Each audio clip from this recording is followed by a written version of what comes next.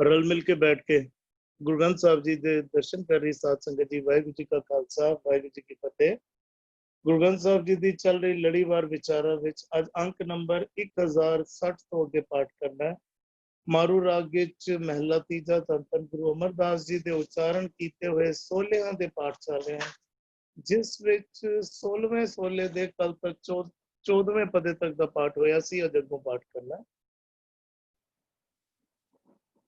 एक माया मोह गर्भ व्यापे,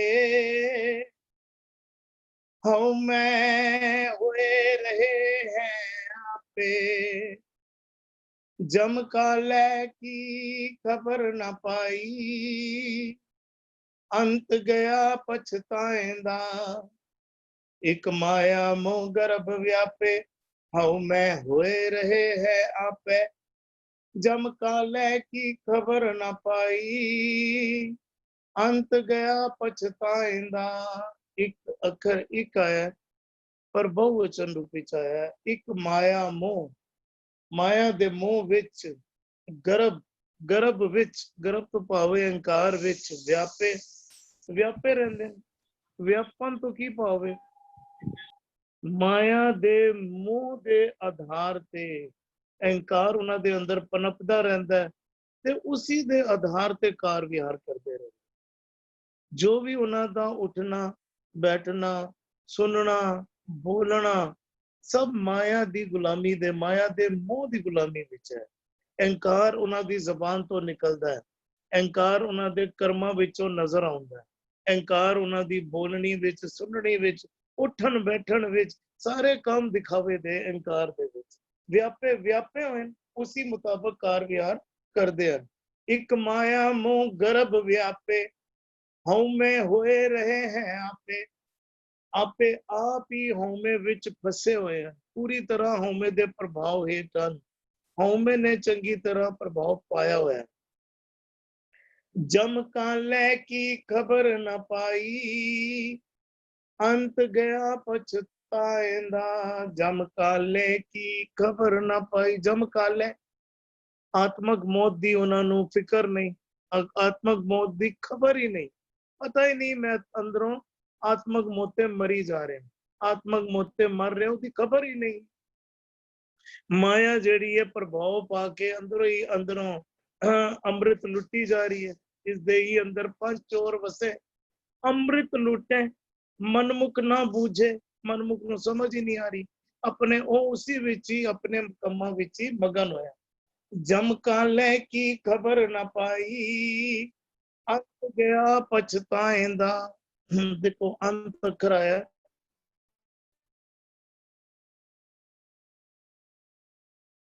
अंत कर ਅਸੀਂ ਬਿਲਕੁਲ ਅੰਤ ਤੇ ਪਹੁੰਚ ਜਾਂਦੇ ਹਾਂ ਜਦੋਂ ਅੰਤ ਤੋਂ ਕੀ ਪਾਵੇ, ਕਿਉਂਕਿ मौत मर रहा है।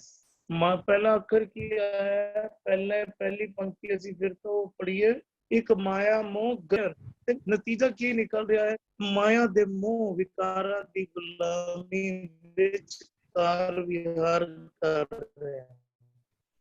ते जदों ते वक-वक जूना विच जन्म होंदा जा रहा, वक-वक जूना विच उन्हां दा जन्म हो रहा है ते अंत काले कहंदे ने अंत काल नवी जून विच जन्म हो रहा है।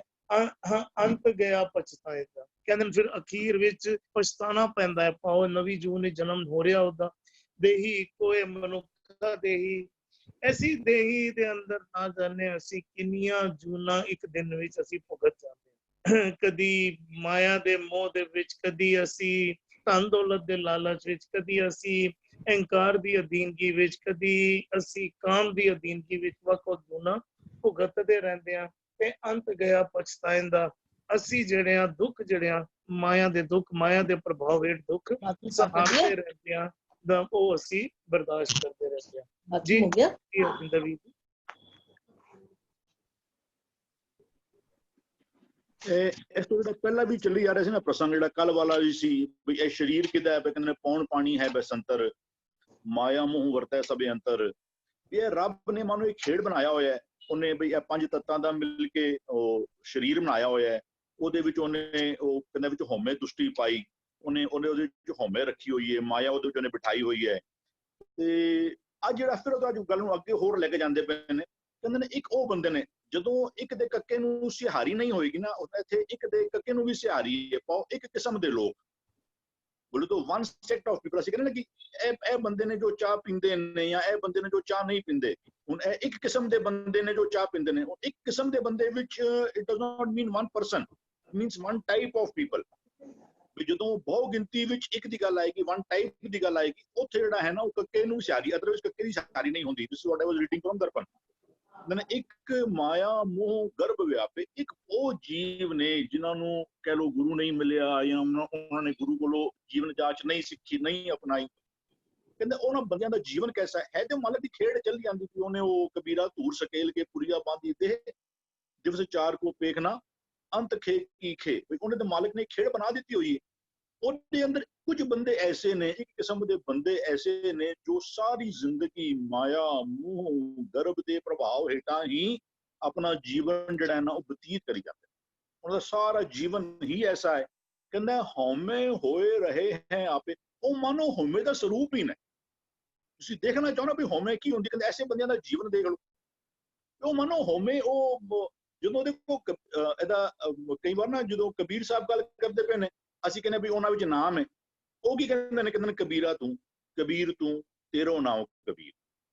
ਅਸੀਂ ਕੀ ਕਹਿੰਦੇ ਹਾਂ, ਮੈਂ ਕੀਤਾ, ਮੈਂ ਕਰ ਦੇਵਾਂਗਾ, ਮੇਰੇ ਕੋਲ ਆਣਾ ਸੀ, ਮੈਂ ਕਰ ਦੇਣਾ ਸੀ ਤੁਹਾਡਾ, ਤੁਸੀਂ ਵੀਰ ਜੀ ਮੇਰੇ ਕੋਲ ਨਹੀਂ ਆਏ, ਮੈਨੂੰ ਇੱਕ ਵਾਰ ਪੁੱਛਦੇ, ਅਰੇ ਮੈਂ ਜਾ ਕੇ ਮੇਰਾ ਇੱਕ ਵਾਰ ਨਾਮ ਲੈ ਲੈ, ਦੇਖ ਕੰਮ ਕੀ ਨਹੀਂ ਹੁੰਦਾ ਤੇਰਾ। ਉਹ ਤੇ ਕਬੀਰ ਸਾਹਿਬ ਦਾ ਬੋਲਣ ਦਾ ਤਰੀਕਾ ਕੀ ਹੈ। ਜਾਂ ਸੁਖਮਨੀ ਸਾਹਿਬ ਕਹਿੰਦੇ ਜਬ ਲਗ ਜਾਣੇ ਮੁਝ ਤੇ ਕਿਛ ਹੋਏ, ਕਹਿੰਦਾ ਤਬ ਇਸਕੋ ਸੁਖ ਨਾ ਹੀ ਕੋਈ। ਐਸਮ ਗੁਰੂ ਇਹ ਜੀਵਨ ਜਾਚ ਗੁਰੂ ਸਾਨੂੰ ਸਿਖਾਉਂਦਾ, ਨਾਮ ਕੀ ਹੈ, ਇਹ ਨਾਮ ਹੈ। ਜਬ ਲਗ ਜਾਣੇ ਮੁਝ ਤੇ ਕਿਛ ਹੋਏ, ਆਪਸ ਕੋ ਜੋ ਜਾਣੇ ਨੀਚਾ, ਸੋ ਗਨੀਏ ਸਭ ਤੇ ਉੱਚਾ।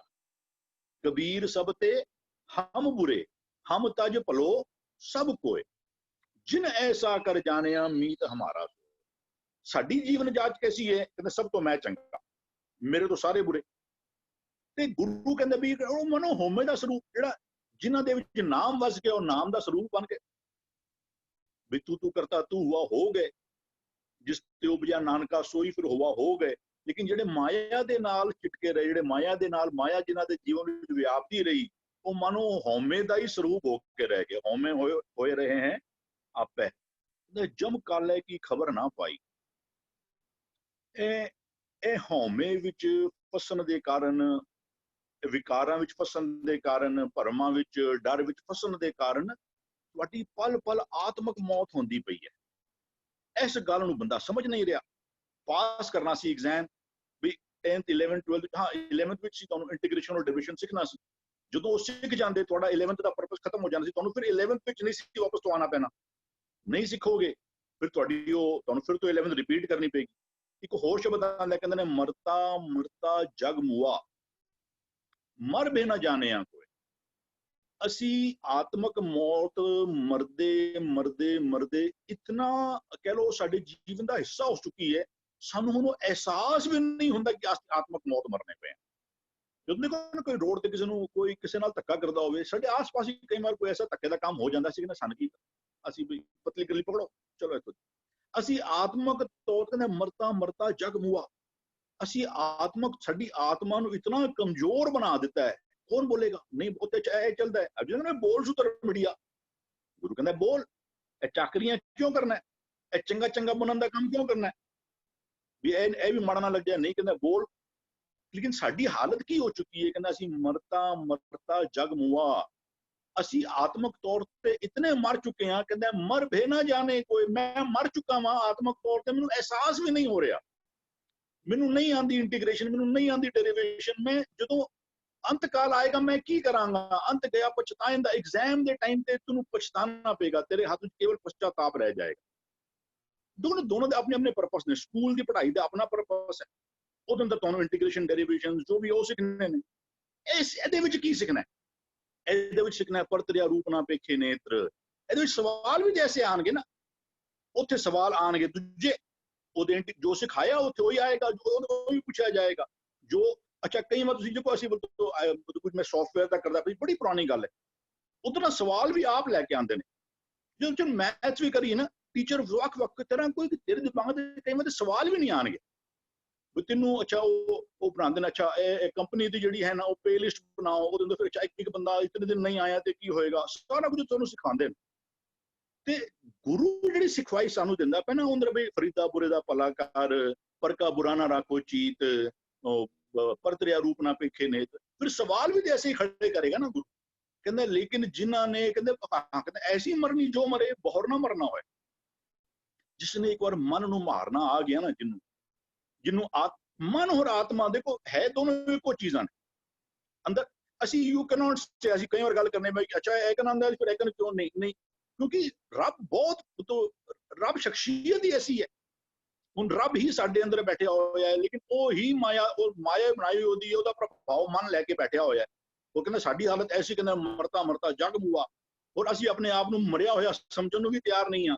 असी नहीं समझ पा रही कि असी आत्मक तौर पर मरने हाँ गुरु कहंदा ऐसी मरनी फिर ऐसी मरनी केड़ी है कहंदा अंत काल नारायण सिमरे ऐसी चिंता में जे मरे दो मरने ने आत्मक मरना शरीरी तौर पर मरना कहंदा ऐसी मरनी जिसनूं कोई एक मन का मारना एक आत्मा का मारना एक शरीर का मरना कहंदा जिसने मन नूं मारना सीख दिता ना कहंदा ऐसी मरनी जो मरे कहंदा फिर वो कहंदा शब्द मरो फिर जीवो सद ही तेरा परपस सॉल्व हो गया तेनू इंटीग्रेशन डेरिवेशन आ गई जो हुण ओके सवाल आएंगे तू जिस क्लास वास्ते तू आया सी ना जो तेरा कार्य जो सी सीखण दा वो तेरा पूरा हो गया इसी तरीके नाल जिस कार्य वास्ते सानू रब ने भेजा होया है भी तू परतरिया रूप ना पेखे नेत्र फरीदा बुरे दा भला कर जो साडा यह कार्य पूरा हो जाएगा असीं पिता जात हो जावांगे कहंदे भी जम काले की खबर ना पाई भी इस तरीके नाल आत्मक मौत मर जाइदा है जो हौमे कहते भी एक माया मोह गर्भ व्यापै हौमे होए रहे हैं आपे उन्होंने आत्मक मौत का पता भी नहीं चलता पाया जम काले की खबर ना पाई कहते अंत गया एग्जाम आएगा पछताएंगे अंत गया पछताएंदा हाँ जी जी जी आप जिन्हें अंत गया नो एग्जाम नाल रिलेट किया बिल्कुल पर यह एग्जाम कदों होना है यह सोचने का विषय है और अंत गया पछताएंदा यह इम्तिहान होना कदों है यह इम्तिहान साडा हर पल होता है यह इम्तिहान यह टेस्टिंग साडी हर पल होती है असी हर पल किधरे ना किधरे तक रहे होंगे किधरे ना किधरे सुन रहे होंगे कुछ ना कुछ सोच रहे होंगे यह इम्तिहान की घड़ी साडी हर पल बनी रहती है और उस घड़ी विच जदों असी माया के प्रभाव हेठ नैगेटिव सोचते हैं अंत गया पछताएंदा वो साडा अंत काल सानू आत्मक मौत उसी पल असी मर गए हर पल हर खिन साडी कोई ना कोई आत्मक मौत होती रहती है जदों तक असी माया के मोह विच फसे रहते हैं एक जसबीर वीर जी ने सवाल पाया जे माया का मोह ना कीता जावे तो फिर किस दा कीता जावे जद कि गुरु साहिब मोह नू विकार माया कह रहे हैं ना कि किसी वस्तु नू विकार बिरती बदलनी है मिलकल नाल विचार भी दे रहे हैं ते नाल समझाना भी कर रहे हैं पुआ जी इस बाबत भी थोड़ा जा सांझ पा लिया जी हाँ एक माया मोह गर्भ व्यापे हौमे होए रहे है आपे हुण इत्थे आया माया मोह गर्भ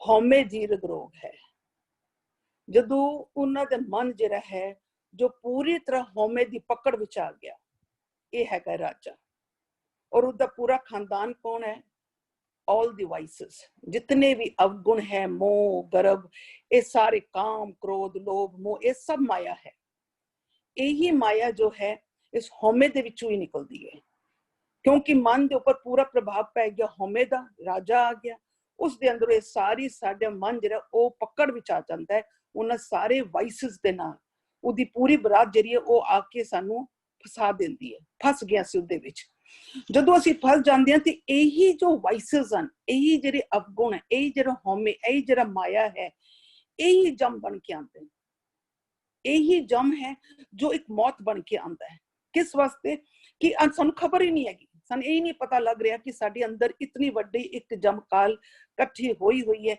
जो एक मौत वाकण हैगी मारदा किस नू हैगा it does not allow the virtues to enter inside the मन क्योंकि हौमे दा पूरा राज है ਔਰ ਸਾਨੂੰ ਇਸ ਚੀਜ਼ ਦੀ ਖਬਰ ਹੀ ਨਹੀਂ ਹੈਗੀ।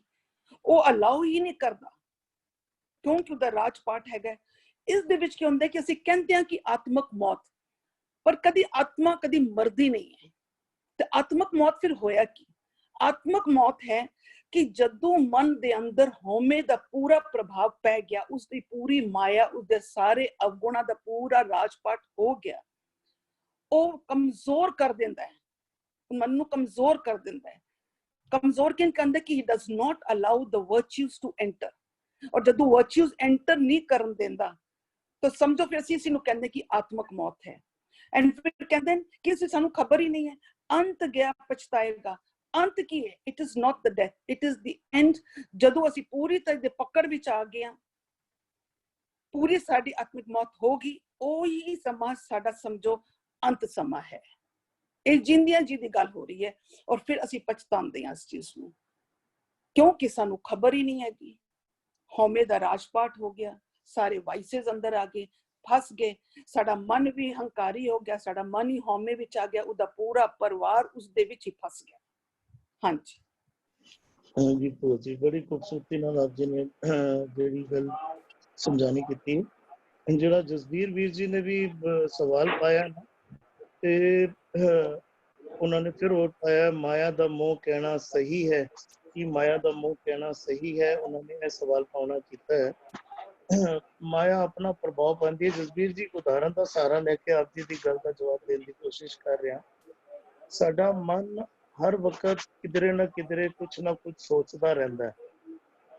ਉਹ ਪੋਜ਼ਿਟਿਵ ਵੀ ਹੈ ਤੇ ਨੈਗੇਟਿਵ ਵੀ ਹੈ। ਪੋਜ਼ਿਟਿਵ ਵੀ ਅਸੀਂ ਸੋਚਦੇ ਰਹਿੰਦੇ ਹਾਂ, ਉਹ ਨੈਗੇਟਿਵ ਵੀ ਹੋ ਸਕਦਾ ਹੈ, ਸੋਚਦੇ ਰਹਿੰਦੇ ਹਾਂ ਅਸੀਂ, ਕੁਛ ਨਾ ਕੁਛ ਸੋਚਦੇ ਰਹਿੰਦੇ ਹਾਂ।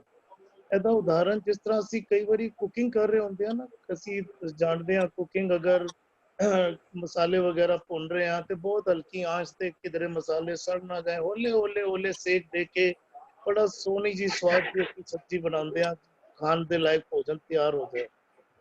ਬਿਲਕੁਲ ਉਸੇ ਤਰੀਕੇ ਦੇ ਨਾਲ ਸਾਡਾ ਮਨ ਵੀ ਆਪਣੇ ਅੰਦਰ ਭੋਜਨ ਤਿਆਰ ਕਰਦਾ ਹੈ। ਉਹ ਭੋਜਨ ਨੈਗੇਟਿਵ ਵੀ ਹੋ ਸਕਦਾ ਹੈ, ਉਹ ਭੋਜਨ ਪੋਜ਼ਿਟਿਵ ਵੀ ਹੋ ਸਕਦਾ ਹੈ। ਨੈਗੇਟਿਵ ਔਰ ਪੋਜ਼ਿਟਿਵ ਕੀ ਹੈ? ਜਦੋਂ ਅਸੀਂ ਮਾਇਆ ਦੇ ਪ੍ਰਭਾਵ ਦੇ ਹੇਠ, ਮਾਇਆ ਦੇ ਮੋਹ ਵਿੱਚ ਫਸ ਕੇ ਅਸੀਂ ਇਹ ਸਮਝ ਲਈਏ ਵਿਕਾਰਾਂ ਦੇ ਬਾਰੇ ਸੋਚਦੇ ਹਾਂ, ਕਿਸੇ ਦੇ ਬਾਰੇ ਅਸੀਂ ਮੈਲ ਰੱਖ ਕੇ ਸੋਚਦੇ ਹਾਂ, ਭਾਵੇਂ ਉਹ ਕਾਮ ਦੀ ਅਧੀਨਗੀ ਵਿੱਚ ਸੋਚ ਰਹੇ ਹਾਂ, ਭਾਵੇਂ ਕ੍ਰੋਧ, ਭਾਵੇਂ ਲੋਭ ਮੋਹ ਅਹੰਕਾਰ ਦੀ ਅਧੀਨਗੀ ਬਾਰੇ ਸੋਚ ਰਹੇ ਹਾਂ, ਉਹ ਇੱਕ ਤਰ੍ਹਾਂ ਦਾ ਸਾਡੇ ਮਨ ਦੇ ਵਿੱਚ ਇੱਕ ਭੋਜਨ ਤਿਆਰ ਹੋ ਰਿਹਾ। ਦੇਖੋ ਬਾਹਰ ਜਿਹੜਾ ਕਿਸੇ ਨੇ ਭੋਜਨ ਤਿਆਰ ਕੀਤਾ ਹੈ, ਉਹ ਛੱਕੇ ਨਾ ਛੱਕੇ ਉਹਦੀ ਮਰਜ਼ੀ ਹੈ। ਉਹ ਭੋਜਨ ਮਾਂ ਨੇ ਤਿਆਰ ਕੀਤਾ ਹੈ, ਮਾਂ ਕਹਿੰਦੀ ਹੈ ਅੱਜ ਮੇਰਾ ਦਿਲ ਨਹੀਂ ਹੈ ਭੋਜਨ ਖਾਣ ਦਾ, ਤੁਸੀਂ ਚੱਕ ਲਓ, ਮੈਂ ਖਾਵਾਂ ਨਾ ਖਾਵਾਂ ਮਰਜ਼ੀ ਹੋਤੀ। ਲੇਕਿਨ ਮਨ ਦੇ ਵਿੱਚ ਜਿਹੜਾ ਭੋਜਨ ਤਿਆਰ ਹੋਇਆ ਨਾ, ਉਹ ਸਾਨੂੰ ਛਕਣਾ ਹੀ ਪੈਣਾ, ਉੱਥੇ ਅਸੀਂ ਇਨਕਾਰੀ ਨਹੀਂ ਹੋ ਸਕਦੇ। ਮਨ ਨੇ ਉਹ ਭੋਜਨ ਸਾਡੇ ਅੰਦਰ ਅੰਗਾਂ ਨੂੰ ਛਕਾਉਣਾ ਹੀ ਛਕਾਉਣਾ ਹੈ। ਉਹ ਕੰਮ ਫਿਰ ਸਾਡੇ ਸਰੀਰ ਨੇ ਕਰਨਾ ਹੀ ਕਰਨਾ ਹੈ, ਕਿਉਂਕਿ ਹੁਣ ਮਨ ਨੇ ਮੈਲ ਜਿਹੜੀ ਹੈ ਚੰਗੀ ਤਰ੍ਹਾਂ ਸਾਰਿਆਂ ਨੂੰ ਵੰਡ ਦਿੱਤੀ ਹੈ। ਜਿਹੜਾ ਭੋਜਨ ਉਹਨੇ ਚੰਗਾ ਬਣਾਇਆ ਜਾਂ ਭੈੜਾ ਬਣਾਇਆ, ਭੈੜੇ ਭੋਜਨ ਤੋਂ ਭਾਵ ਹੈ ਵੇ ਜਿਹੜਾ ਸਰੀਰ ਦੇ ਲਈ ਨੁਕਸਾਨਦਾਇਕ ਹੈ। ਕਿਉਂਕਿ ਸ਼ਰਾਬ ਵੀ ਤੇ ਭੋਜਨ ਹੀ ਹੈ ਨਾ, ਸ਼ਰਾਬ ਵੀ ਤਿਆਰ ਹੁੰਦੀ ਹੈ ਭੱਠੀ ਵਿੱਚ, ਧੀਰੇ ਧੀਰੇ ਹਲਕੀ ਆਂਚ ਤੇ ਸ਼ਰਾਬ ਵੀ ਤਿਆਰ ਹੁੰਦੀ ਹੈ, ਸਾਡੇ ਸਰੀਰ ਨੂੰ ਨੁਕਸਾਨ ਪਹੁੰਚਾਉਂਦੀ ਹੈ। ਤੇ ਭੋਜਨ ਤੰਦਰੁਸਤੀ ਦੇਣ ਵਾਲਾ ਭੋਜਨ ਵੀ ਅਸੀਂ ਛਕਦੇ ਹਾਂ। ਤੇ ਮਨ ਵੀ ਹਰ ਵਕਤ ਕੋਈ ਨਾ ਕੋਈ ਭੋਜਨ ਤਿਆਰ ਕਰਦਾ ਰਹਿੰਦਾ ਹੈ। ਜਦੋਂ ਸਾਡਾ ਮਨ ਵਿਕਾਰਾਂ ਦੇ ਅਧੀਨ ਜੋ ਸਾਡੀ ਸੋਚਣੀ ਬਣਦੀ ਹੈ, ਜਿਹੜਾ ਭੋਜਨ ਤਿਆਰ ਕਰਦਾ ਹੈ, ਉਹ ਸਾਡੇ ਸਰੀਰ ਨੂੰ ਵੰਡਦਾ ਹੈ, ਤਾਂ ਸਾਡਾ ਮਨ ਵੀ ਰੋਗੀ ਹੁੰਦਾ ਹੈ, ਸਾਡੇ ਕਰਮ ਵੀ ਰੋਗੀ ਹੁੰਦੇ ਨੇ, ਸਾਡਾ ਤਨ ਵੀ ਰੋਗੀ ਹੁੰਦਾ ਹੈ। ਤਾਂ ਅਸੀਂ ਜਿਹੜਾ ਹਰ ਪਾਸੇ ਅਸੀਂ ਦੁਖੀ ਹੁੰਦੇ ਹਾਂ, ਜਦ ਤਾਂ ਅਸੀਂ ਜਿਹੜਾ ਹੈ ਭੈੜੇ ਕਰਮਾਂ ਵਿੱਚ ਅਸੀਂ ਪੈਂਦੇ ਹੈਗੇ ਹਾਂ, ਤਾਂ ਅਸੀਂ ਉਸ ਪਾਸੇ ਜਾਂਦੇ ਹਾਂ। ਜੀ ਜੀ ਸੁਖਵਿੰਦਰ ਜੀ। ਹਾਂਜੀ ਹਾਂਜੀ, ਵਾਹਿਗੁਰੂ ਜੀ ਵਾਹਿਗੁਰੂ ਜੀ। ਮਾਇਆ ਦੀ ਜਿਹੜੀ ਲਿਮਿਟੇਸ਼ਨ ਹੈਗੀ ਆ, ਜੀ ਜਦੋਂ ਵਿਕਾਰ ਜਿਹੜੇ ਹੈਗੇ ਕਾਮ ਕ੍ਰੋਧ ਲੋਭ ਮੋਹ ਹੰਕਾਰ, ਜੇ ਲਿਮਿਟੇਸ਼ਨ ਚ ਹੋਣਗੇ ਤੇ ਮਾਇਆ ਇਹ ਸਾਨੂੰ ਚੰਗੀ ਆ। ਜੇ ਇਹ ਮਾਇਆ ਜੇ ਕਾਮ ਹੋਵੇਗੀ ਤੇ ਪਰਿਵਾਰ ਵਧੂਗਾ, ਜੇ ਕਾਮ ਦੀ ਚੇਸ਼ਟਾ ਨਹੀਂ ਹੋਊਗੀ ਪਰਿਵਾਰ ਨਹੀਂ ਬਣੇਗਾ। ਸੋ ਲਿਮਿਟੇਸ਼ਨ ਦੇ ਵਿੱਚ ਜਿਹੜੀ ਗੱਲ ਆ ਜਾਣੀ ਹੈਗੀ, ਉਹ ਮਾਇਆ ਦਾ ਪ੍ਰਭਾਵ ਮਾੜਾ ਨਹੀਂ ਹੈਗਾ। ਜਦੋਂ ਮਾਇਆ ਵਰਤਦੀ ਹੈ ਉਹਦਾ ਪ੍ਰਭਾਵ ਇਹ ਬਈ ਇਹਨਾਂ ਵਿਕਾਰਾਂ ਤੋਂ ਅਸੀਂ ਜਿਹੜੀ ਹੱਦ 10% 20% ਜੋ ਦਿੱਤੀ, ਉਹ ਅਸੀਂ ਜਦੋਂ ਟੱਪ ਜਾਂਦੇ ਹਾਂ ਨਾ, ਉਹ ਮਾਇਆ ਬਣ ਜਾਂਦੀ ਹੈ। ਹਾਂਜੀ ਵਾਹਿਗੁਰੂ ਜੀ ਕਾ ਖਾਲਸਾ। ਜੀ ਇਕਬਾਲ ਜੀ, ਧੰਨਵਾਦ ਹੈ ਆਪ ਜੀ ਦਾ। ਬਿਲਕੁਲ ਵਿਕਾਰਾਂ ਨੂੰ ਖਤਮ ਨਹੀਂ ਕਰਨਾ ਹੈ, ਵਿਕਾਰਾਂ ਨੂੰ ਵਸ ਵਿੱਚ ਕਰਨਾ ਹੈ। ਜਦੋਂ ਮੋਹ ਦਾ ਜ਼ਿਕਰ ਹੁੰਦਾ ਨਾ, ਤੇ ਉਸ ਤੋਂ ਕਹਿਣ ਦਾ ਭਾਵ ਹੈ ਅਸੀਂ ਵਿਕਾਰਾਂ ਦੇ ਵਿੱਚ ਫਸ ਗਏ ਹਾਂ। ਵਿਕਾਰ ਸਾਡੀ ਗੁਲਾਮੀ ਵਿੱਚ ਨਹੀਂ, ਅਸੀਂ ਵਿਕਾਰਾਂ ਦੀ ਗੁਲਾਮੀ ਵਿੱਚ ਆ ਗਏ ਹਾਂ। ਇਹ ਵਿਕਾਰ ਤਦ ਬਣਦੇ ਹਨ ਜਦੋਂ ਅਸੀਂ ਇਹਨਾਂ ਦੀ ਗੁਲਾਮੀ ਵਿੱਚ ਆਉਂਦੇ ਹਾਂ। ਜਦੋਂ ਇਹ ਸਾਡੇ ਵੱਸ ਵਿੱਚ ਹੋਣ ਫਿਰ ਇਹ ਵਿਕਾਰ ਨਹੀਂ ਹੈ, ਫਿਰ ਇਹ ਪੋਜ਼ਿਟਿਵ ਸੈਂਸ ਵਿੱਚ ਹੈ। ਕਿ ਜੀ ਭੂਆ ਜੀ ਕੁਝ ਵਿਚਾਰ ਦੇਣਾ ਚਾਹ ਰਹੇ ਜੀ? ਹਾਂਜੀ, ਜਿਤਨੇ ਵੀ ਸਾਡੇ ਅੰਦਰ ਵਿਕਾਰ ਹੈਗੇ, ਕਾਮ, ਕ੍ਰੋਧ, ਲੋਭ, ਮੋਹ, ਹੰਕਾਰ, ਕਹਿੰਦੇ ਨੇ ਉਹਦਾ ਇੱਕ ਡਿਸਟਰਕਟਿਵ ਵੀ ਹੈ ਤੇ ਕੰਸਟਰਕਟਿਵ ਵੀ ਹੈ ਸਭ ਦੇ ਅੰਦਰ। ਪਰ ਜਦੋਂ ਅਸੀਂ ਕੰਸਟਰਕਟਿਵ ਵਿੱਚ ਰਹਿੰਦੇ, ਅਸੀਂ ਸਾਰੇ ਇਸਤੇਮਾਲ ਕਰਦੇ ਹਾਂ, but to the limit of construction. ਅਗਰ ਕ੍ਰੋਧ ਹੈ, ਇੱਕ ਐਸਾ ਲਿਮਿਟ ਹੈ ਜਿਸ ਦੇ ਅਸੀਂ ਕੁਝ ਚੀਜ਼ ਨੂੰ ਸੁਧਾਰ ਸਕਦੇ ਹਾਂ। ਅਗਰ ਮੋਹ ਹੈ ਤੇ ਅਟੈਚਮੈਂਟ ਹੈ, ਬੱਚੇ ਨੂੰ ਪਾਲਣ ਵਾਸਤੇ ਵੀ ਨੀਡ ਅਟੈਚਮੈਂਟ, ਮੋਹ ਚਾਹੀਦਾ ਹੈ। ਪਰ ਕੀ ਹੁੰਦਾ ਕਿ ਅਸੀਂ ਜਦੋਂ ਜ਼ਿੰਦਗੀ ਦੇ ਵਿੱਚ ਅਸੀਂ ਇਸ ਮੋਹ ਦੇ ਨਾਲ ਅਸੀਂ ਗਲਤਾਨ ਹੋ ਜਾਂਦੇ, we get consumed into it, ਔਰ ਅਸੀਂ ਪੂਰੀ ਜ਼ਿੰਦਗੀ ਉਹਨਾਂ ਬੱਚੇ ਨੂੰ ਆਪਣੀ ਪ੍ਰਾਪਰਟੀ ਸਮਝ ਲੈਂਦੇ ਹਾਂ। ਉੱਥੇ ਆ ਕੇ ਡਿਸਟਰਕਟਿਵ ਹੋ ਜਾਂਦਾ ਹੈ। ਲੋੜ ਹੈ ਬਿਕੋਜ਼ ਬੱਚੇ ਨੂੰ ਪਾਲਣ ਵਾਸਤੇ, ਘਰ ਗ੍ਰਸਤੀ ਸੰਭਾਲਣ ਵਾਸਤੇ ਵੀ ਨੀਡ ਮੋਹ। ਸਾਨੂੰ ਇਹ ਸਾਰੀਆਂ ਚੀਜ਼ਾਂ, ਕਾਮ, ਕ੍ਰੋਧ, ਲੋਭ, ਮੋਹ, ਸਾਨੂੰ ਸਾਰੀਆਂ ਚੀਜ਼ਾਂ ਚਾਹੀਦੀਆਂ, ਬਟ ਦੇयर इज अ ਲਿਮਿਟ। तो ਜਿਹੜਾ ਮੋਹ ਦੀ ਗੱਲ ਹੋ ਰਹੀ ਹੈ, ਇਹ ਮਾਇਆ ਹੈ, ਕਿਉਂਕਿ ਅੱਜ ਦੇ ਦੁਨੀਆ ਦੇ ਵਿੱਚ ਸਭ ਤੋਂ ਪ੍ਰਭਾਵ ਮੋਹ ਦਾ ਹੋ ਰਿਹਾ ਹੈ। ਬਿਕੋਜ਼ ਅਸੀਂ ਪੇਰੈਂਟਸ ਜਿਹੜੇ ਹੈਗੇ ਆ, ਬੱਚੇ ਵੀ ਜਿਹੜੇ ਹੈਗੇ, ਉਹ ਇਤਨੇ ਅਟੈਚਮੈਂਟ ਵਿੱਚ ਚਲੇ ਗਏ ਹਨ ਕਿ ਉਹ ਉਸ ਤੋਂ ਨਿਕਲ ਨਹੀਂ ਪਾ ਰਹੇ। ਪੇਰੈਂਟਸ ਨਿਕਲ ਨਹੀਂ ਪਾ ਰਹੇ because they have ਕ੍ਰੋਸਡ that limit. वो अपने कंस्ट्रक्शन टू डिस्ट्रक्शन में चले गए। So all the five have the construction area and they have the destruction area। है पंजों के अंदर, साढ़े अंदर। पर हुन किन साना ज्ञान होने दे नाल we have to tune ourselves, सानू ट्यून करना पड़ेगा। अगर वो साढ़े डिस्ट्रक्शन में चला गया तो समझो असी उसनू एक नू विसार दिता, अपने मूल तो टुट गए हैं, असी टोटली एक डिजीज पर्सन हो जावांगे। That is the destruction। और अगर ਅਸੀਂ ਆਪਣੇ ਲਿਮਿਟ ਵਿੱਚ ਰੱਖਦੇ ਹਾਂ, ਇੱਕ ਘਰ ਗ੍ਰਸਤੀ ਸੰਭਾਲਣਾ, ਇੱਕ ਪਾਲਣਾ, ਬੱਚਿਆਂ ਨੂੰ ਇੱਕ ਲਿਮਿਟ ਵਿੱਚ ਰੱਖਦੇ ਹਾਂ, ਗਿਵਿੰਗ ਸਪੇਸ, ਸਮਝੋ ਅਸੀਂ ਹੁਣ ਦੂਸਰੀ ਤਰਫ ਹੈਗੇ ਹਾਂ। that is called the construction। ਲੋੜ ਹੈ, ਪੰਜਾਂ ਦੀ ਲੋੜ ਹੈਗੀ ਹੈ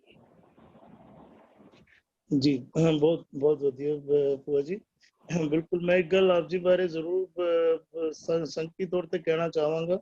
ਸਾਡੇ ਗਰੁੱਪ ਵਿੱਚ ਨਾ ਇੱਕ ਮਾਂ ਦੀ ਕਮੀ ਸੀ, ਉਹ ਤੁਸੀਂ ਪੂਰੀ ਕਰਦੇ ਹੋ। ਇੱਕ ਜਿਹੜਾ ਪਿਆਰ ਦਿੰਦੇ ਹੋ, ਬਿਲਕੁਲ ਵੱਡੇ ਬਜ਼ੁਰਗ ਬਣ ਕੇ ਬਹੁਤ खूबसूरती ਨਾਲ आप जी समझाना करते हो। बिल्कुल जम काले की खबर ना पाई, आत्मक मौत हो रही है और खबर भी नहीं होती। जी सुखविंदर ਵੀਰ जी प्लीज। ਹਾਂਜੀ ਵੀਰ ਜੀ, ਪਿਛਲੇ ਬੰਦ ਦੇ ਵਿੱਚ ਵੀ ਸਤਿਗੁਰੂ ਜੀ ਸਾਨੂੰ ਇਹੀ ਸਮਝਾ ਰਹੇ ਸੀ, ਉਸੇ ਨੂੰ ਮਾਇਆ ਮੋਹ ਵਰਤੈ ਸਭ ਅੰਤਰ। ਉਸੇ ਨੂੰ ਥੋੜਾ ਜਿਹਾ ਹੋਰ ਐਕਸਪਲੇਨ, ਉਸੇ ਬੰਦ ਨੂੰ, ਉਸੇ ਵਿਚਾਰ ਨੂੰ ਐਕਸਪਲੇਨ ਹੋਰ ਕਰ ਰਹੇ ਨੇ ਇਹਦੇ ਵਿੱਚ। ਤੇ ਪਿੱਛੇ ਆਖਰ ਇਹ ਨਾ ਕਿ ਮਾਇਆ ਮੋਹ ਵਰਤੈ ਸਭ ਅੰਤਰ, ਜਿਨ ਕੀਤੇ ਜਾਂ ਤਿਸੈ ਪਛਾਣੈ। ਉਹ ਪੋਜ਼ਿਟਿਵ ਸੈਂਸ ਵਿੱਚ ਸੀ। ਉੱਪਰਲੀ ਜਿਹੜੀ ਗੱਲ ਆ ਰਹੀ ਸੀ ਮਾਇਆ ਮੋਹ ਵਰਤੈ ਸਭ ਅੰਤਰ, ਉਸ ਨੇ ਕਹਿ ਰਹੇ ਨੇ ਇੱਕ ਮਾਇਆ ਮੋਹ ਗਰਭ ਵਿਆਪੇ।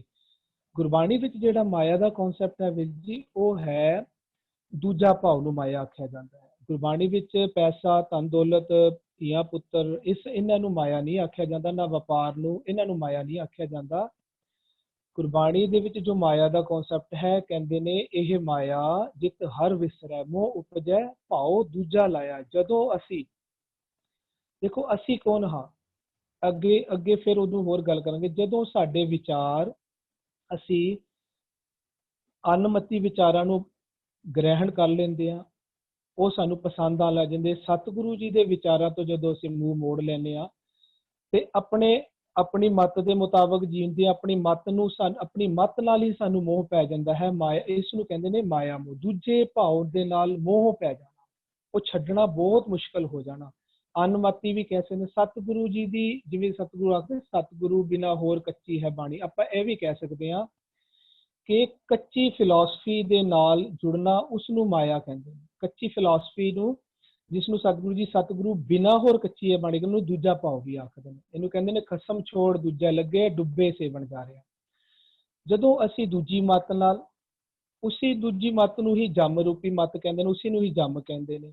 ਉਹਦੇ ਨਾਲ ਹੁੰਦਾ ਕੀ ਹੈ, ਜਦੋਂ ਅਸੀਂ ਉਸ ਦੂਜੀ ਵਿਚਾਰਧਾਰਾ ਦੇ ਨਾਲ ਮੋਹ ਪਾ ਲੈਂਦੇ ਹਾਂ, ਉਸੇ ਨਾਲ ਕੀ ਹੁੰਦਾ, ਕਹਿੰਦੇ ਸਾਡੇ 'ਚ ਇੱਕ ਹੋਰ ਕੀ ਕਹਿੰਦੇ ਔਗੁਣ ਆ ਜਾਂਦਾ। ਅਸੀਂ ਉਹਦੇ ਗਰਭ ਦੇ ਵਿੱਚ ਹੀ ਆਪਣਾ ਜੀਵਨ ਬਤੀਤ ਕਰਦੇ ਹਾਂ। ਅਸੀਂ ਇਹੀ ਸਮਝਦੇ ਹਾਂ, ਜੋ ਸਾਨੂੰ ਸਮਝ ਆ ਗਈ ਜੋ ਅਸੀਂ ਸਮਝ ਕੇ ਬੈਠੇ ਹੋਏ ਅੱਜ ਤੱਕ ਸਾਨੂੰ ਵੀ ਜੋ ਸਮਝਾਇਆ ਗਿਆ ਹੈ ਉਹ ਅਸੀਂ ਉਸ ਨੂੰ ਠੀਕ ਸਮਝ ਲੈਂਦੇ ਹਾਂ। ਇਸੇ ਨੂੰ ਹੀ ਸਤਿਗੁਰੂ ਜੀ ਇੱਥੇ ਕਹਿੰਦੇ। ਉਹਦੇ ਨਾਲ ਕਹਿੰਦੇ ਹੁੰਦਾ ਕੀ ਹੈ, ਕਹਿੰਦੇ ਸਾਡਾ ਜਿਹੜਾ ਸਰੂਪ ਹੋ ਜਾਂਦਾ ਨਾ ਉਹ ਹਉਮੈ ਰੂਪ ਦਾ ਹੋ, ਅਸੀਂ ਹਉਮੈ ਦਾ ਸਰੂਪ ਹੋ ਜਾਂਦੇ ਹਾਂ।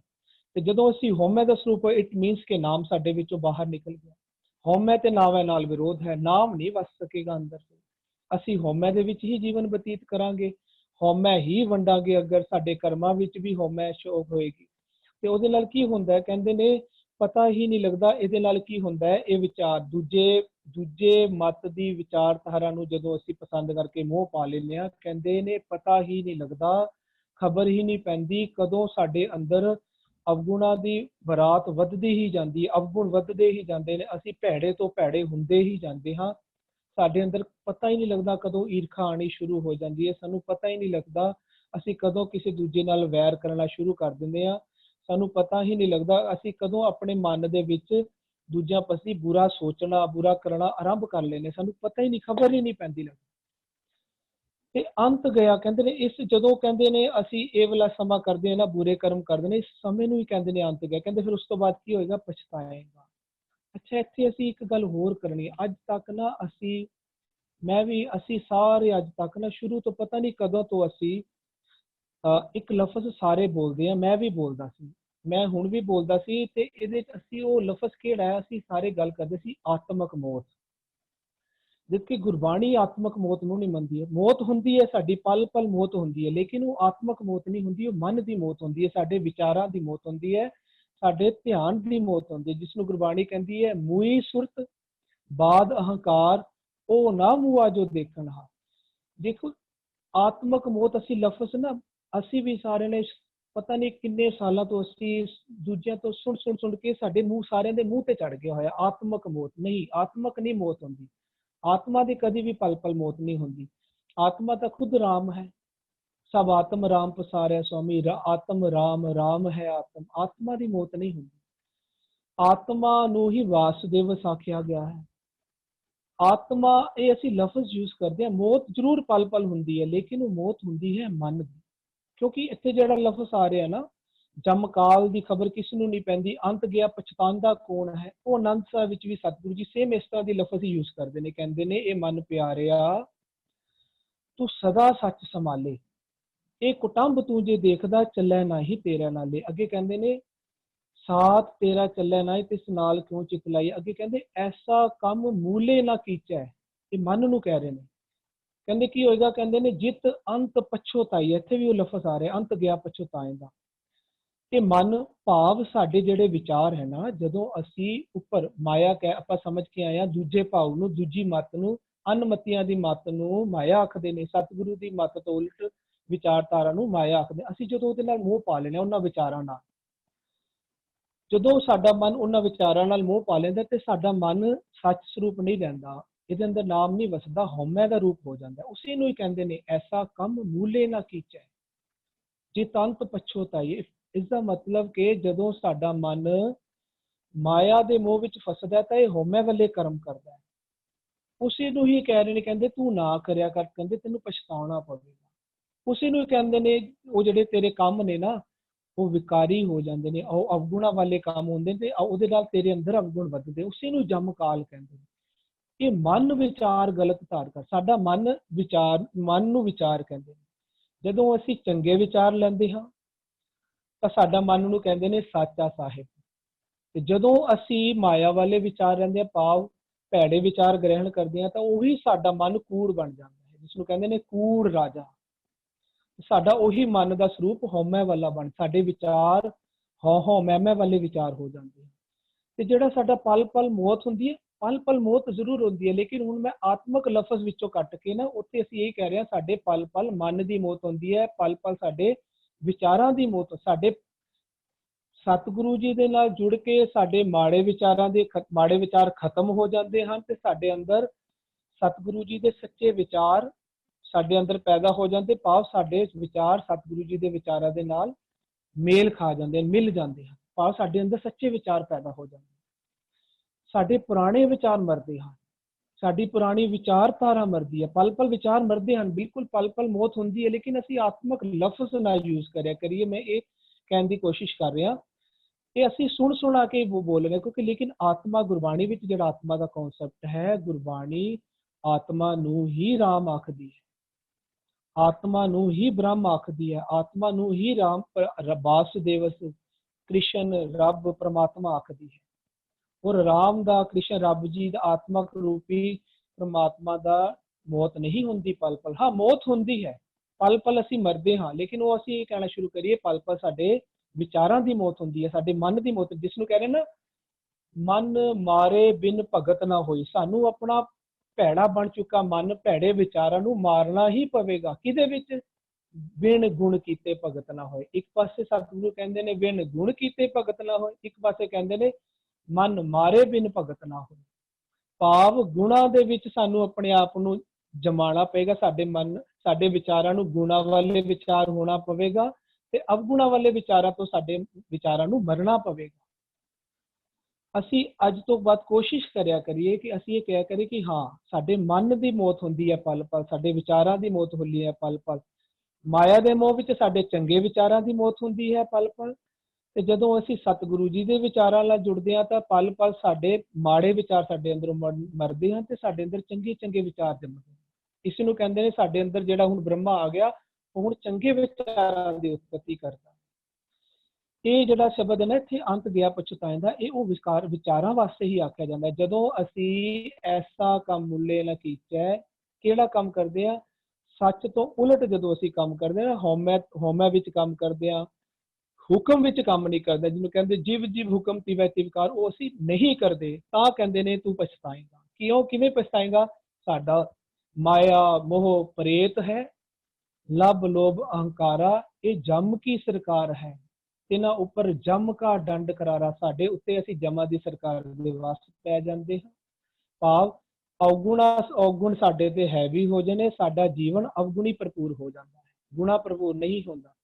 ਅਵਗੁਣਾ ਦੇ ਵਿੱਚ ਅਸੀਂ ਜਿਉਂਦੇ ਹਾਂ ਤੇ ਅਵਗੁਣਾ ਦੇ ਵਿੱਚ ਪਲ ਪਲ ਅਸੀਂ ਮਰਦੇ ਹਾਂ। ਹਾਂਜੀ ਜੀ ਵੀਰ ਜੀ, ਬਿਲਕੁਲ ਆਪ ਜੀ ਨੇ ਠੀਕ ਕਿਹਾ ਕਿ ਆਤਮਾ ਦੀ ਮੌਤ ਨਹੀਂ ਹੁੰਦੀ, ਕਦੀ ਵੀ ਮੌਤ ਨਹੀਂ ਹੁੰਦੀ। ਤੁਸੀਂ ਬਿਲਕੁਲ ਪ੍ਰੀਸਾਈਜ਼ ਕਰਕੇ ਤੁਸੀਂ ਡਿਫਾਈਨ ਕੀਤਾ ਹੈ।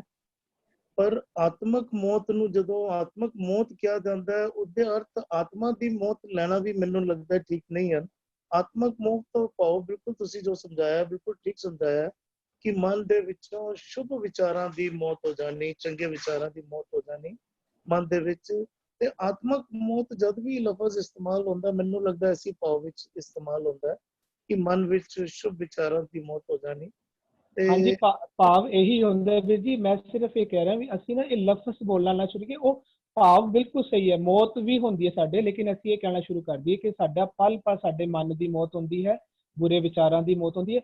ਆਤਮਕ ਲਫ਼ਜ਼ ਕੋਸ਼ਿਸ਼ ਕਰਿਆ ਨਾਲ, ਮੈਂ ਸਿਰਫ ਲਫ਼ਜ਼ ਯੂਜ਼ ਕਰ ਰਿਹਾ ਕੋਸ਼ਿਸ਼ ਨਾਲ, ਕਿਉਂਕਿ ਆਤਮਕ ਲਫ਼ਜ਼ ਦੇ ਨਾਲ ਨਾ ਗਲਤ ਮੈਸੇਜ ਚਲੇ ਜਾਂਦਾ। ਤੇ ਨਾਲ ਵੀਰ ਜੀ ਅਸੀਂ ਅਗਰ ਨਾਲ ਦੇ ਨਾਲ ਆਤਮਕ ਮੌਤ ਦੇ ਅਰਥ ਵੀ ਨਾਲ ਦੇ ਨਾਲ ਸਮਝਾਣਾ ਆਰੰਭ ਕਰ ਦਈਏ ਤੇ ਉਹ ਵੀ ਮੇਰੇ ਖਿਆਲ ਨਾਲ ਜ਼ਿਆਦਾ ਅੱਛੀ ਤਰੀਕੇ ਨਾਲ ਡਿਫਾਈਨ ਹੋਏਗਾ। ਨਹੀਂ, ਆਤਮਕ ਮੌਤ ਕਦੀ ਨਹੀਂ ਹੁੰਦੀ ਵੀਰ ਜੀ, ਮਨ ਦੀ ਮੌਤ ਹੁੰਦੀ ਹੈ, ਸਾਡੇ ਵਿਚਾਰਾਂ ਦੀ ਮੌਤ। ਸਾਡੇ ਚੰਗੇ ਵਿਚਾਰ ਵੀ ਮਰਦੇ ਹਨ, ਨਵੇਂ ਚੰਗੇ ਵਿਚਾਰ ਮਰਦੇ ਹਨ ਜਦੋਂ ਅਸੀਂ ਕੀ ਕਹਿੰਦੇ ਦੂਜੇ ਭਾਵ ਦੀ ਸੰਗਤ ਕਰਦੇ ਹਾਂ, ਹਨਾ। ਤੇ ਜਦੋਂ ਅਸੀਂ ਸੱਤ ਦੀ ਸੰਗਤ ਕਰਦੇ ਹਾਂ ਸਾਡੇ ਅੰਦਰ ਭੈੜੇ ਵਿਚਾਰ ਮਰਦੇ ਆ, ਮਤਲਬ ਕਿ ਸਾਡਾ ਭੈੜਾ ਮਨ ਮਰਦਾ ਹੈ। ਪਲ ਪਲ ਮਨ ਦੀ ਮੌਤ ਹੁੰਦੀ ਹੈ, ਪਲ ਪਲ ਮਨ ਜੰਮਦਾ ਹੈ, ਆਤਮਕ ਮੌਤ ਨਹੀਂ ਹੁੰਦੀ ਜੀ। ਲਫ਼ਜ਼ ਵੀ ਅਸੀਂ ਥੋੜਾ ਕੋਸ਼ਿਸ਼ ਕਰਿਆ ਕਰੀਏ ਜੀ। ਜਿਨ ਉਪਾਏ ਸੋ ਵਿਦ ਜਾਣੈ, ਗੁਰਮੁਖ ਦੇਵੇ ਸ਼ਬਦ ਪਛਾਣੈ, ਨਾਨਕ ਦਾਸ ਕਹਿ ਬੇਨੰਤੀ, ਸਚ ਨਾਮ ਚਿਤ ਲਾਇਂਦਾ। ਜਿਨ ਉਪਾਏ, ਜਿਨ ਦੇ ਸਪੈਲਿੰਗ ਵਿੱਚ ਬਹੁਤ ਧਿਆਨ ਦੇਣਾ, ਇੱਕ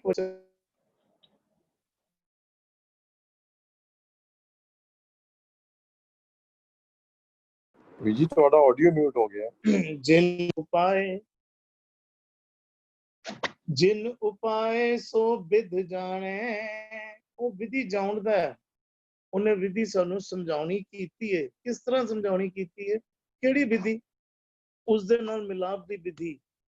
ਕਿਹੜੀ ਵਿਧੀ ਉਸ ਪ੍ਰਮਾਤਮਾ ਨੇ ਕਿਸ ਤਰੀਕੇ ਨਾਲ ਸਮਝਾਣਾ ਕੀਤੀ ਹੈ, ਜੀਵਨ ਜੁਗਤੀ ਸਾਨੂੰ ਦਿੱਤੀ ਹੈ, ਸਮਝਾਣਾ ਕੀਤੀ ਹੈ।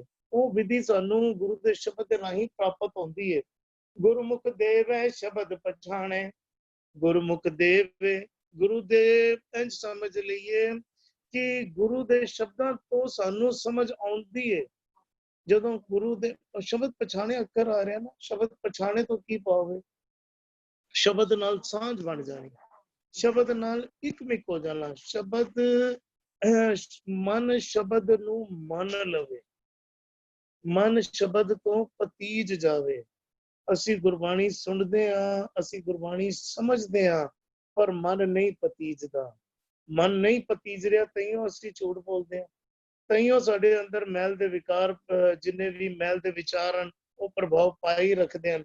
ਮਨ ਜਦੋਂ ਪਤੀਜ ਜਾਏਗਾ ਤਾਂ ਅਸੀਂ ਨੈਗੇਟਿਵ ਵਾਲੀ ਸਾਈਡ ਤੋਂ ਜਾਣਾ ਹੀ ਬੰਦ ਕਰ ਦਿਆਂਗੇ। ਇਹੋ ਜੀਵਨ ਜੁਗਤੀ ਹੈ ਜੋ ਸਤਿਗੁਰੂ ਜੀ ਸਾਨੂੰ ਸਮਝਾਣਾ ਕਰਦੇ ਹਨ। ਇਹ ਜੀਵਨ ਜੁਗਤੀ ਸਾਨੂੰ ਬੋਲਾਂ ਦੇ ਰਾਹੀਂ ਦੇ ਰਹੇ ਹਨ। ਸ਼ਬਦ ਪਛਾਣੇ, ਸ਼ਬਦ ਨਾਲ ਜਦੋਂ ਗੁਰੂ ਦੇ ਅਨੁਸਾਰੀ ਅਸੀਂ ਜਦੋਂ ਪੂਰੀ ਤਰ੍ਹਾਂ ਤੋਂ ਗੁਰੂ ਦੀ ਗੋਦ ਵਿੱਚ ਅਸੀਂ ਬੈਠ ਜਾਂਦੇ ਹਾਂ, ਸ਼ਬਦ ਨਾਲ ਜਦੋਂ ਸਾਂਝ ਬਣਨ ਲੱਗ ਪੈਂਦੀ ਹੈ, ਸ਼ਬਦ ਤੋਂ ਮਨ ਪਤੀਜ ਜਾਂਦਾ ਹੈ ਤੇ ਮਨ ਦੇ ਵਿੱਚੋਂ ਇੰਝ ਸਮਝੀਏ ਕਿ ਨੈਗੇਟਿਵਿਟੀ ਨਿਕਲ ਜਾਂਦੀ ਹੈ ਤੇ ਸਾਡੇ ਪੋਜ਼ਿਟਿਵਿਟੀ ਮਨ ਵਿੱਚ ਵੀ ਉਪਜਣ ਲੱਗ ਪੈਂਦੀ ਹੈ ਤੇ ਕਰਮਾਂ ਦੇ ਰਾਹੀਂ ਵੀ ਸਾਡੀ ਜਿਹੜੀ ਉਪਜਣ ਲੱਗ ਪੈਂਦੀ ਹੈ। ਨਾਨਕ ਦਾਸ ਕਹੇ ਬੇਨੰਤੀ, ਦਾਸ ਨਾਨਕ ਜੀ ਆਪਣੇ ਆਪ ਨੂੰ ਬਿਲਕੁਲ ਨਿਮਰਤਾ ਵਿੱਚ ਲਿਆ ਕੇ ਸਮਝੀਏ ਸਾਨੂੰ ਸਮਝਾਣਾ ਕਰ ਰਹੇ ਹਨ। ਨਿਮਰਤਾ ਵਿੱਚ ਜੀਵਨ ਦੀ ਵਿਧੀ ਬਾਰ-ਬਾਰ ਗੁਰੂ ਸਾਹਿਬ ਇਹੋ ਜਿਹੇ ਅੱਖਰ ਆਪਣੇ ਤੇ ਟੁਕਾ ਕੇ ਸਮਝਣਾ ਕਰੀਏ, ਸਾਨੂੰ ਸਮਝਾਣਾ ਕਰ ਰਹੇ। ਨਾਨਕ ਦਾਸ ਕਹੇ ਬੇਨੰਤੀ, ਸੱਚ ਨਾਮ ਚਿਤ ਲਾਇਂਦਾ। ਕਹਿੰਦੇ ਨੇ ਫਿਰ ਉਹ ਸੱਚ ਨਾਮ ਵਿੱਚ ਚਿਤ ਲਾਉਂਦਾ ਹੈ। ਹੁਣ ਧਿਆਨ ਦੇਈਏ ਅੱਖਰ ਆਇਆ ਸੱਚ ਨਾਮ। ਸੱਚ ਨਾਮ ਨੂੰ ਅਸੀਂ ਸਮਝਣਾ ਕਰੀਏ, ਸੱਚ ਨਾਮ ਕੀ ਹੈ ਔਰ ਅਸੀਂ ਕਿਤੇ ਚਿਤ ਲਾਉਂਦੇ ਆ, ਥੋੜਾ ਜਿਹਾ ਸਮਝਣ ਦੀ ਕੋਸ਼ਿਸ਼ ਕਰਦੇ ਆ। ਜਦੋਂ ਵੀ ਸੱਚ ਅੱਖਰ ਆਏ ਨਾ, ਇੱਕ ਵਾਰੀ ਆਦ ਸੱਚ ਜੁਗਾਦ ਸੱਚ ਹੈ ਵੀ ਸੱਚ, ਨਾਨਕ ਹੋਸੀ ਵੀ ਸੱਚ ਨਾਲ ਉਹਨੂੰ ਜੋੜ ਲਈਏ, ਰਿਲੇਟ ਕਰ ਲਈਏ। ਆਦ ਸੱਚ ਕੀ ਹੈ? ਜਦੋਂ ਸ੍ਰਿਸ਼ਟੀ ਨਹੀਂ ਬਣੀ ਸੀ ਤਾਂ ਵੀ ਪਰਮਾਤਮਾ ਦੇ ਗੁਣ ਸੀ, ਹੁਕਮ ਰੂਪ ਵਿੱਚ ਪਰਮਾਤਮਾ ਵਰਤ ਰਿਹਾ ਸੀ ਆਦ ਮੁੱਢ ਤੋਂ ਹੀ, ਬਿਲਕੁਲ ਆਰੰਭਤਾ ਤੋਂ ਹੀ। ਹੁਣ ਇਹਨੂੰ ਸਮਝਣਾ ਕਰੀਏ ਸੱਚ ਨਾਮ ਕੀ ਹੈ। ਜਿੰਨੇ ਵੀ ਅਵਤਾਰਾਂ ਦਾ ਜਨਮ ਹੋਇਆ ਹੈ, ਉਹਨਾਂ ਦਾ ਜਨਮ ਕਦੋਂ ਹੋਇਆ? ਸ੍ਰਿਸ਼ਟੀ ਜਦੋਂ ਬਣੀ ਹੈ ਉਹਦੇ ਬਾਅਦ ਹੋਇਆ। ਔਰ ਗੁਰੂ ਸਾਹਿਬ ਕਹਿ ਰਹੇ ਨੇ ਸੱਚ ਨਾਮ ਚਿਤ ਲਾਇਂਦਾ।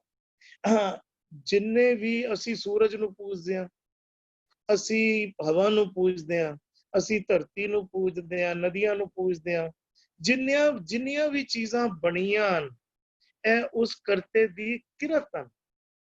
ਅਸੀਂ ਕਿਰਤ ਨਾਲ ਜੁੜ ਬੈਠਦੇ ਹਾਂ, ਭਾਵੇਂ ਉਹ ਅਵਤਾਰ ਹੋਣ, ਭਾਵੇਂ ਸੂਰਜ ਚੰਦ ਇਤਿਆਦਿ ਜਿਹੜੇ ਪਦਾਰਥ ਹਨ ਜਾਂ ਇਹ ਸਾਰੀਆਂ ਚੀਜ਼ਾਂ ਹੋਣ, ਭਾਵੇਂ ਅਵਤਾਰ ਹੋਣ ਇੱਥੇ ਤੱਕ, ਭਾਵੇਂ ਦੇਵੀ ਦੇਵਤਾ ਹੋਣ। ਜਿਹੜੇ ਦੇਵੀ ਦੇਵਤਾ ਦਾ ਵੀ ਜਨਮ ਹੋਇਆ ਹੈ ਜਾਂ ਉਹ ਵੀ ਹੋਂਦ ਵਿੱਚ ਆਏ ਹਨ ਜਦੋਂ ਕਰਤੇ ਨੇ ਸ੍ਰਿਸ਼ਟੀ ਬਣਾਈ ਹੈ, ਉਹਦੇ ਬਾਅਦ ਹੋਂਦ ਵਿੱਚ ਆਏ ਹਨ, ਉਸ ਤੋਂ ਪਹਿਲਾਂ ਹੋਂਦ ਵਿੱਚ ਨਹੀਂ ਆਏ। ਤੇ ਅਸੀਂ ਦੇਵੀ ਦੇਵਤਿਆਂ ਵਿੱਚ ਜੁੜਦੇ ਹਾਂ, ਅਵਤਾਰਾਂ ਦੇ ਨਾਲ ਜੁੜਦੇ ਹਾਂ, ਅਸੀਂ ਸੰਸਾਰ ਦੇ ਨਾਲ ਜੁੜਦੇ ਹਾਂ, ਸੰਸਾਰ ਨੂੰ ਪੂਜਦੇ ਹਾਂ, ਮੂਰਤੀਆਂ ਬਣਾ ਕੇ ਅਸੀਂ ਪੂਜਦੇ ਹਾਂ, ਤਸਵੀਰਾਂ ਨਾਲ ਅਸੀਂ ਜੁੜਦੇ ਹਾਂ। ਔਰ ਗੁਰੂ ਸਾਹਿਬ ਕਹਿ ਰਹੇ ਨੇ ਸੱਚ ਨਾਮ ਚਿਤ ਲਾਇਂਦਾ। ਸੱਚ ਨਾਮ ਵਿੱਚ ਚਿਤ ਲਾਉਂਦਾ ਹੈ, ਭਾਵ ਪਰਮਾਤਮਾ ਦੇ ਉਨ ਗੁਣਾਂ ਵਿੱਚ ਚਿਤ ਲਾਉਂਦਾ ਹੈ ਜਿਹੜੇ ਗੁਣ ਬਿਲਕੁਲ ਮੁੱਢ ਤੋਂ ਹੀ ਸਨ। ਜੋ ਪਰਮਾਤਮਾ ਦੇ ਗੁਣ ਜਦੋਂ ਕੋਈ ਵੀ ਹੋਂਦ ਵਿੱਚ ਨਹੀਂ ਸੀ ਤਾਂ ਵੀ ਪਰਮਾਤਮਾ ਸੀ, ਤਾਂ ਵੀ ਉਸਦੇ ਗੁਣ ਮੌਜੂਦ ਸਨ, ਉਹਨਾਂ ਵਿੱਚ ਚਿਤ ਲਾਉਂਦਾ ਹੈ। ਉਹ ਸੰਸਾਰ ਦੇ ਮੋਹ ਤੋਂ ਉਪਰਾਮ ਉੱਠ ਕੇ ਪਰਮਾਤਮਾ ਦੇ ਸੱਚ ਨਾਮ ਵਿੱਚ ਚਿਤ ਲਾਉਂਦਾ ਹੈ ਤੇ ਉਹਨਾਂ ਨਾਲ ਸਾਂਝ ਪਾ ਕੇ ਇੱਕਮਿਕ ਹੋ ਜਾਂਦਾ ਹੈ। ਗੁਣ ਕਹਿ ਗੁਣੀ ਸਮਾ ਬਣਿਆ, ਗੁਣ ਕਹਿ ਕੇ ਗੁਣ ਵਾਲੇ ਪਰਮਾਤਮਾ ਵਿੱਚ ਲੀਨ ਹੋ ਜਾਂਦਾ ਹੈ, ਕੋਈ ਭੇਦ ਨਹੀਂ ਰਹਿ ਜਾਂਦਾ, ਇੱਕਮਿਕ ਹੋ ਜਾਂਦਾ ਹੈ। ਜੀ ਹਰਵਿੰਦਰ ਵੀਰ ਜੀ।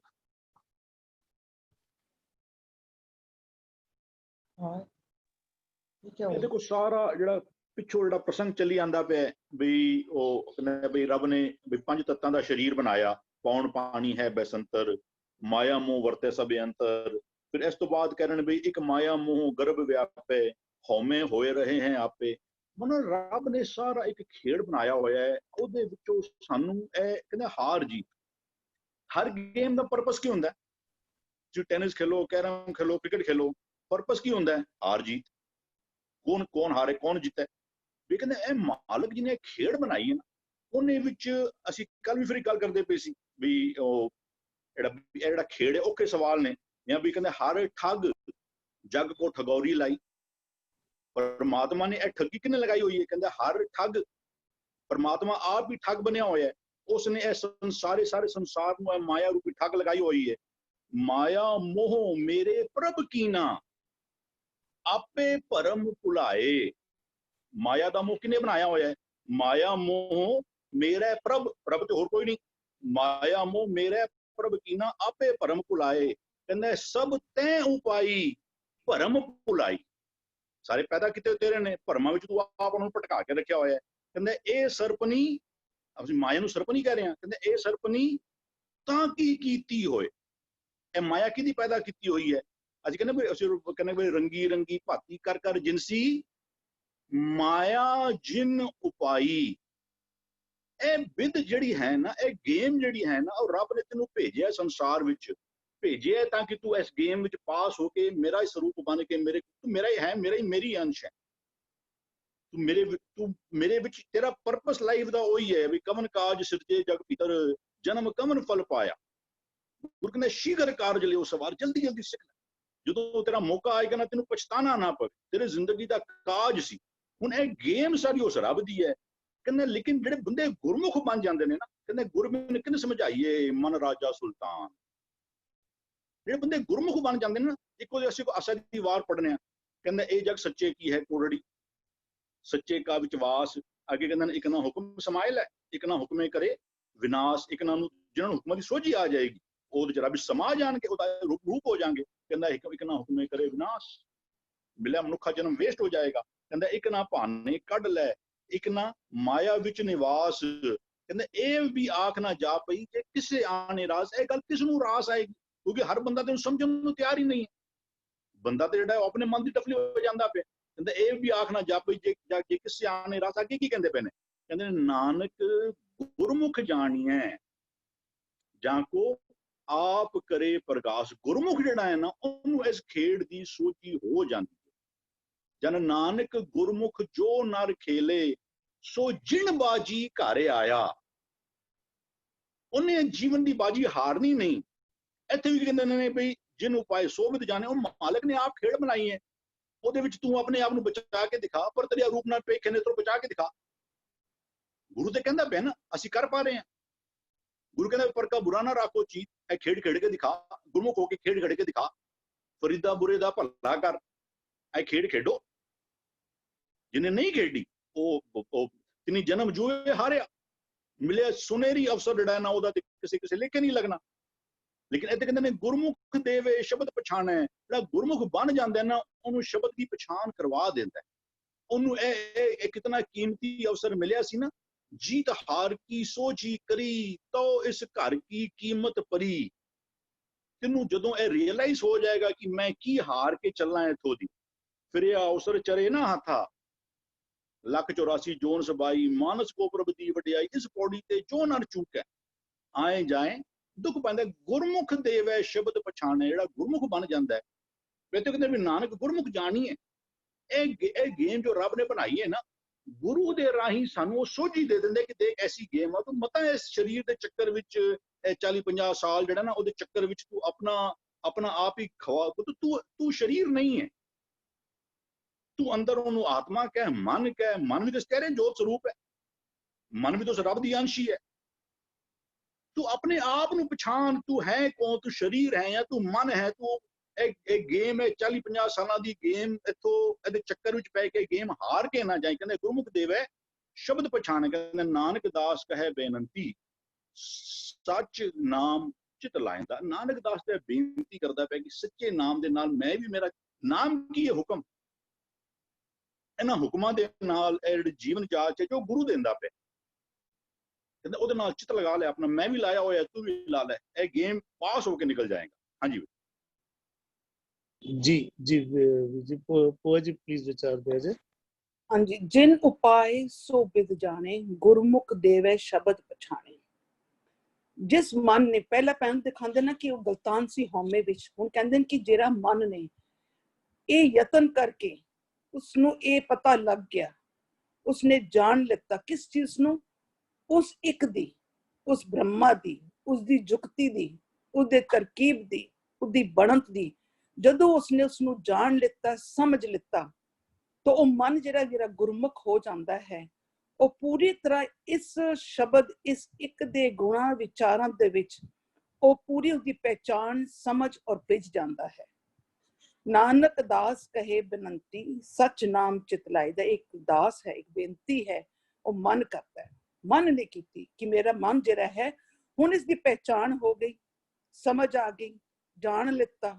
ਗੁਰਮੁਖ ਮਨ ਜੋ ਹੈ ਉਹ ਫਿਰ ਕਹਿੰਦਾ ਕਿ ਭਾਈ ਮੇਰਾ ਜਿਹੜਾ ਮਨ ਹੈ ਹੁਣ ਪੂਰੀ ਤਰ੍ਹਾਂ ਸੱਚ ਨਾਮ ਦੇ ਦੋਨੋਂ ਵਰਡ ਸੇਮ, ਸੱਚ ਵੀ ਇੱਕ ਹੈ, ਗਿਆਨ ਹੈ, ਅਨਚੇਂਜੇਬਲ ਹੈ, ਨਾਮ ਵੀ ਹੋਂਦ ਹੈ, ਇੱਕ ਹੈ, ਗੁਣ ਹੈ, ਵਿਚਾਰ ਹੈ। ਫਿਰ ਉਹ ਕਹਿੰਦੇ ਨੇ ਕਿ ਮਨ ਨਾਮ ਚਿਤ ਲਾਏ ਦਾ, ਕਿਹੜਾ ਜਿਹੜਾ ਸਾਡਾ ਮਨ ਜਿਹੜਾ ਹੁਣ ਗੁਰਮੁਖ ਹੋ ਗਿਆ 24 ਆਵਰਸ ਅਰਾਊਂਡ ਦ ਕਲੌਕ ਉਸ ਨੂੰ ਪੂਰੀ ਚੇਤੇ ਵਿੱਚ ਰੱਖੇ। ਹਾਂਜੀ ਜੀ ਬੁਆ ਜੀ। ਸੁਖਿੰਦਰ ਵੀਰ ਜੀ ਪਲੀਜ਼ ਵਿਚਾਰ ਦਿਓ ਜੀ। ਹਾਂਜੀ ਵੀਰ ਜੀ, ਇੱਥੇ ਨਾ ਸਤਿਗੁਰੂ ਜੀ ਉਹੀ ਗੱਲ ਜਿੱਥੇ ਕੰਪਲੀਟ ਕਰਦੇ ਪਏ ਆ ਨਾ, ਉੱਥੇ ਸਾਨੂੰ ਸਮਝਾ ਰਹੇ ਨੇ। ਕਹਿੰਦੇ ਨੇ ਇਹ ਜਿਹੜੀ ਸ੍ਰਿਸ਼ਟੀ ਦੀ ਗੱਲ ਜਿੱਥੋਂ ਆਰੰਭ ਹੋਈ ਸੀ ਨਾ, ਆਪੇ ਸ੍ਰਿਸ਼ਟ ਹੁਕਮ ਸਭ ਸਾਜੀ, ਆਪੇ ਥਾਪ ਉਥਾਪ ਨਿਵਾਜੀ, ਆਪੇ ਨਿਆਓ ਕਰੇ ਸਭ ਸਾਚਾ, ਸੱਚੇ ਸੱਚ ਮਿਲਾਏਂਦਾ। ਆਈ ਥਿੰਕ ਮੇਰੀ ਉਹ ਪਹਿਲੀ ਤੁਕ ਮੈਨੂੰ ਭੁੱਲ ਰਹੀ ਹੈ। ਇਹ ਉਹ ਜਿਸ ਨੇ ਉਪਾਈ ਸੀ ਇਹ ਸ੍ਰਿਸ਼ਟ ਹੁਕਮ ਦੇ ਵਿੱਚ, ਉਹਦੀ ਹੀ ਗੱਲ ਕਰ ਰਹੇ ਨੇ ਇੱਥੇ। ਕਹਿੰਦੇ ਨੇ ਉਹ ਹੁਣ ਕੀ ਕਰਦਾ ਵੈ, ਜਿਸ ਨੇ ਇਹ ਉਪਾਈ ਸੀ ਉਹ ਹੀ ਸਾਰਿਆਂ ਦੀ ਵਿਦ ਜਾਣਦਾ ਹੈ। ਉਹ ਹੁਣ ਕਰਦਾ ਕੀ ਪਿਆ, ਕਹਿੰਦੇ ਅੱਗੋਂ ਕੀ ਕਹਿੰਦੇ, ਸ੍ਰਿਸ਼ਟੀ ਸਾਜ ਕੇ, ਕਹਿੰਦੇ ਉਹਨੇ ਪਹਿਲਾਂ ਉਸਨੇ ਸਾਜੀ, ਕਿਵੇਂ ਸਾਜੀ, ਹੁਕਮ ਵਿੱਚ ਸਾਜੀ। ਹੁਕਮ ਨੂੰ ਹੀ ਨਾਮ ਆਖਦੇ ਨੇ, ਉਸੇ ਨੂੰ ਹੀ ਸੱਚ ਆਖਦੇ ਨੇ। ਨਾਨਕ ਦਾਸ ਕਹੈ ਬੇਨੰਤੀ, ਇਹ ਕੌਣ ਬੇਨਤੀ ਕਰ ਰਿਹਾ? ਨਾਨਕ ਜੀ ਬੇਨਤੀ ਕਰ ਰਹੇ, ਕਹਿੰਦੇ ਨੇ ਮੈਨੂੰ ਇਹ ਕਿੱਥੋਂ ਮੈਨੂੰ ਇਹ ਅਵਸਥਾ ਪ੍ਰਾਪਤ ਹੋਈ? ਕਹਿੰਦੇ ਨੇ ਸੱਚ ਵਿੱਚ, ਨਾਮ ਵਿੱਚ ਜਦੋਂ ਚਿੱਤ ਲਾਇਆ ਤਾਂ ਕੀ ਹੋ ਜਾਂਦਾ? ਸੱਚ ਦੇ ਵਿੱਚ ਜਿਹੜਾ ਵੀ ਚਿੱਤ ਲਾਏਗਾ, ਜਿਹੜਾ ਵੀ ਨਾਮ ਵਿੱਚ ਚਿੱਤ ਲਾਏਗਾ, ਉਹ ਸੱਚ ਸਰੂਪ ਹੀ ਹੋ ਜਾਏਗਾ। ਉਸ ਸੱਚ ਸਰੂਪ ਨੂੰ ਹੀ ਨਾਨਕ ਆਖਦੇ ਨੇ। ਗੁਰਬਾਣੀ ਕਹਿੰਦੀ ਨੇ ਨਾਨਕ ਸੱਚ, ਕਦੋਂ? ਧਿਆਨ ਸੱਚ।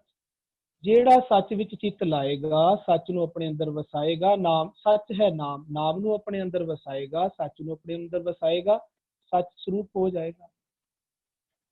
ਸੱਚ ਦਾ ਵਿਚਾਰ, ਨਾਮ ਦੇ ਵਿਚਾਰ ਜਿਹੜਾ ਵੀ ਆਪਣੇ ਅੰਦਰ ਵਸਾਏਗਾ, ਉਸ ਦੇ ਵਿਚਾਰ, ਪੁਰਾਣੇ ਵਿਚਾਰ ਖਤਮ ਹੋ ਜਾਣਗੇ, ਉਸ ਦੇ ਵਿਚਾਰ ਹੀ ਸੱਚ ਵਾਲੇ ਵਿਚਾਰ ਹੋ ਜਾਣਗੇ। ਇਹ ਜਿਹੜੀ ਖੇਡ ਖੇਡਣੀ ਹੈ, ਇਹ ਮਨ ਨੇ ਖੇਡ ਖੇਡਣੀ ਹੈ। ਮਨ ਨੇ ਮਨ ਦੇ ਵਾਸਤੇ ਖੇਡੀ। ਇਹ ਖੇਡਾਂ ਖੇਡਣ ਵਾਸਤੇ ਸਤਿਗੁਰੂ ਜੀ ਨੇ ਸੰਸਾਰ ਦੇ ਵਿੱਚ ਆਪ ਬੈਠੇ ਹੋਏ ਆ, ਅੰਦਰ ਬੋਡੀ ਦੇ ਵਿੱਚ, ਆਤਮਾ ਦੇ ਰੂਪ ਦੇ ਵਿੱਚ, ਜਿਸ ਨੂੰ ਕਹਿੰਦੇ ਨੇ ਨਾ ਘੱਟ ਘੱਟ ਮੈਂ ਹਰਜੂ ਬਸੈ। ਉਹ ਦੇਖ ਰਿਹਾ ਹੈ ਕਿ ਮਨ ਮੇਰੀ ਖੇਡ ਵਿੱਚੋਂ ਪਾਸ ਹੁੰਦਾ ਕਿ ਨਹੀਂ। ਮਨ ਨੇ ਇਹ ਖੇਡ ਖੇਡਣ ਤੋਂ ਬਾਅਦ ਕਿਤੇ ਅੱਗੇ ਜਾ ਕੇ ਉਸਨੇ ਨਹੀਂ ਦੱਸਣਾ ਵੀ ਮੈਂ ਜਿੰਨ ਕੇ ਬਾਜ਼ੀ ਆ ਗਿਆ। ਇੱਥੇ ਹੀ ਉਹਦੇ ਦਰਗਾਹ ਅੰਦਰ ਹੀ, ਨਾਲ ਹੀ ਅੰਦਰ ਦਰਗਾਹ ਹੈ। ਅਗਰ ਸਤਿਗੁਰੂ ਜੀ ਦੀ ਖੇਡ ਸਤਿਗੁਰੂ ਜੀ ਦੇ ਹੁਕਮਾਂ ਦੇ ਵਿੱਚ ਖੇਡੇਗਾ, ਹੁਕਮਾਂ ਨੂੰ ਸਮਝ ਕੇ ਖੇਡੇਗਾ, ਤਾਂ ਇਹ ਹਮੇਸ਼ਾ ਜਿੱਤਦਾ ਹੈ। ਜਿਸ ਨੂੰ ਕਹਿੰਦੇ ਨੇ ਮਨ ਜਿੱਤਾ ਹੈ। ਉਹਦੇ ਨਾਲ ਫਾਇਦਾ ਕੀ ਹੁੰਦਾ? ਜੱਗ ਵੀ ਜਿੱਤਦਾ। ਫਿਰ ਜੱਗ ਨੂੰ ਕਿਵੇਂ ਜਿੱਤਦਾ? ਉਹ ਦੂਸਰੇ ਬੰਦ ਵਿੱਚ ਸਮਝਾ ਰਹੇ ਨੇ। ਜਦੋਂ ਮਨ ਨੇ ਸੱਚ ਨੂੰ ਆਪਣੇ ਸੱਚ ਵਿੱਚ, ਨਾਮ ਵਿੱਚ ਚਿੱਤ ਲਾਇਆ, ਇਹ ਸੱਚ ਸਰੂਪ ਬਣ ਗਿਆ, ਨਾਮ ਦਾ ਸਰੂਪ ਬਣ ਗਿਆ, ਇਹ ਨਾਨਕ ਬਣ ਗਿਆ।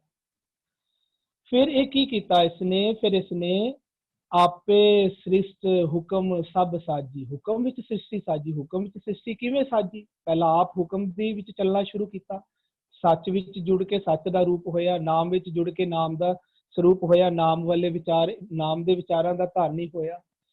ਹੁਕਮ ਦੇ ਵਿੱਚ ਚੱਲਣਾ ਸ਼ੁਰੂ ਕੀਤਾ ਇਹਨੇ। ਪਹਿਲਾਂ ਮਨ ਮੇਰੇ ਸਤਿਗੁਰ ਕੇ ਭਾਣੇ ਚੱਲ ਨਹੀਂ ਕਰਦਾ ਸੀ, ਚੱਲਿਆ ਸੱਚ ਨਾਮ ਵਿੱਚ ਚਿੱਤ ਲਾ ਕੇ, ਹੁਕਮ ਵਿੱਚ ਚਿੱਤ ਲਾ ਕੇ ਨਾ ਹੁਕਮ ਵਿੱਚ ਚੱਲਿਆ, ਹੁਕਮ ਵਿੱਚ ਹੀ ਆਪਣੀ ਸਾਰੀ ਸ੍ਰਿਸ਼ਟੀ ਅੰਦਰਲੀ ਸਾਜੀ।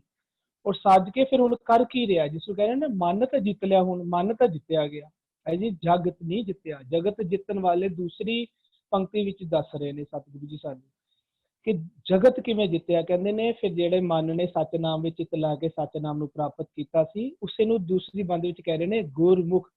ਗੁਰੂ ਦੇ ਮੁਖ ਤੋਂ ਨਿਕਲਿਆ ਹੋਇਆ ਜਿਹੜਾ ਸੱਚ ਨਾਮ ਸੀ, ਸ਼ਬਦ ਸੀ, ਉਹ ਮਨ ਨੇ ਚਿੱਤ ਲਾ ਕੇ ਪਛਾਣਿਆ ਸੀ।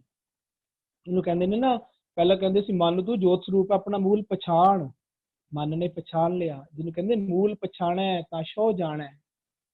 ਮਨ ਨੂੰ ਮਰਨ ਜੀਵਨ ਕੀ ਸੋਝੀ ਹੋ ਗਈ ਸੀ, ਜਿਸ ਨੂੰ ਉੱਪਰ ਕਹਿ ਰਿਹਾ ਸੀ ਨਾ, ਜਮ ਕਾਲਿਆ ਕੀ ਖਬਰ ਨਾ ਪਾਏ, ਅੰਤ ਗਿਆ ਪਛਤਾਉਂਦਾ, ਜਮਦਾ ਮਰਦਾ ਰਹਿੰਦਾ ਸੀ। ਸੋਝੀ ਹੋ ਗਈ ਪਛਾਣ ਕਰਕੇ, ਇਹਨੂੰ ਸੋਝੀ ਹੋ ਗਈ। ਇਹਦਾ ਮਨ ਨੇ ਆਪਣੇ ਬੁਰੇ ਵਿਚਾਰਾਂ ਨੂੰ ਜਿੱਤ ਕੇ ਇਹਦੇ ਵਿਚਾਰ ਨਾਮ ਵਾਲੇ ਬਣ ਗਏ। ਹੁਣ ਇਹਨੇ ਕੀ ਕੀਤਾ? ਹੁਣ ਇਹਨੇ ਜਗਤ ਨੂੰ ਜਿੱਤਿਆ।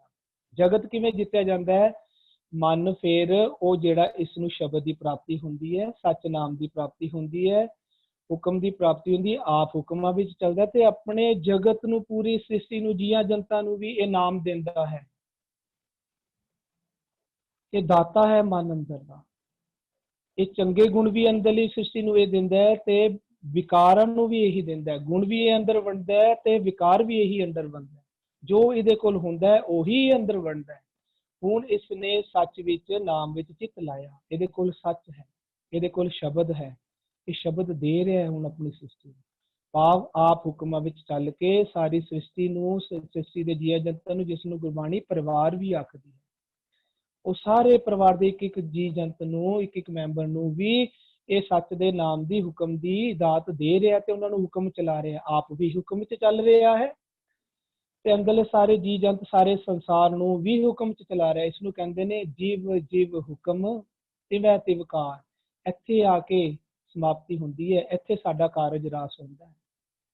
ਕਾਰਜ ਸਤਿਗੁਰ ਆਪ ਸਵਾਰਿਆ, ਵੱਡੀ ਆਰਜ ਹਰਗੋਬਿੰਦ ਕੀ, ਸੂਖ ਮੰਗਲ ਕਲਿਆਣ ਵਿਚਾਰਿਆ, ਵਣ ਤ੍ਰਿਣ ਤ੍ਰਿਭਵਨ ਹਰਿਆ ਹੋਏ, ਸਗਲੇ ਜੀ ਸਾਧਾਰਿਆ।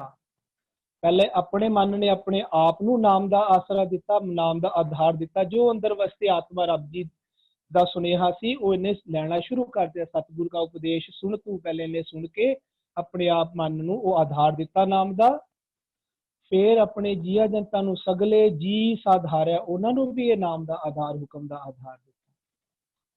ਜਿਹੜੀ ਸੱਚਖੰਡ ਵਾਲੀ ਅਵਸਥਾ ਵਿੱਚ, ਜਿੱਥੇ ਜਾ ਕੇ ਆਖਦੇ ਨੇ ਨਾ ਜੀਵ ਜੀਵ ਹੁਕਮ ਤਿਵੈ ਤਿਵਕਾਰ, ਉਹੀ ਅਵਸਥਾ ਇੱਥੇ ਕਹਿ ਰਹੇ ਨੇ। ਹੁਣ ਕਹਿੰਦੇ ਸ੍ਰਿਸ਼ਟੀ ਦੇ ਸਾਰੇ ਜੀਵ ਜੰਤ ਮਨ ਦੇ ਸਮੇਤ ਸਾਰੇ ਹੁਕਮ ਦੀ ਕਾਰ ਕਰ ਰਹੇ ਨੇ। ਮਨ ਵੀ ਹੁਕਮ ਵਿੱਚ ਚੱਲ ਰਿਹਾ ਤੇ ਸ੍ਰਿਸ਼ਟੀ ਦੇ ਇੱਕ ਇੱਕ ਜੀਵ ਜੰਤ ਵੀ ਹੁਕਮ ਵਿੱਚ ਚੱਲ ਰਹੇ ਹਨ।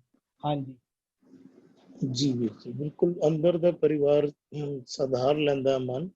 ਜਿਹੜੀ ਅਸੀਂ ਮੰਨੇ ਪਰਵਾਰੇ ਸਾਧਾਰੇ ਜ਼ਿਕਰ ਆਉਂਦਾ ਨਾ, ਬਿਲਕੁਲ ਅੰਦਰ ਦਾ ਪਰਿਵਾਰ ਸੁਧਾਰ ਲੈਂਦਾ। ਜੀ ਵੀਰ ਜੀ, ਸਮਾਂ ਜੇ 5 ਮਿੰਟ ਦਾ ਹੈ ਤੇ ਇੱਕ ਪਦੇ ਦਾ ਹੋਰ ਪਾਠ ਕਰ ਲਈ ਵੀਰ ਜੀ। ਆਓ ਰਲ ਮਿਲ ਕੇ ਇੱਕ ਪਦੇ ਦਾ ਹੋਰ ਪਾਠ ਕਰ ਲਈ। ਮਾਰੂ ਮਹਿਲਾ ਤੀਜਾ,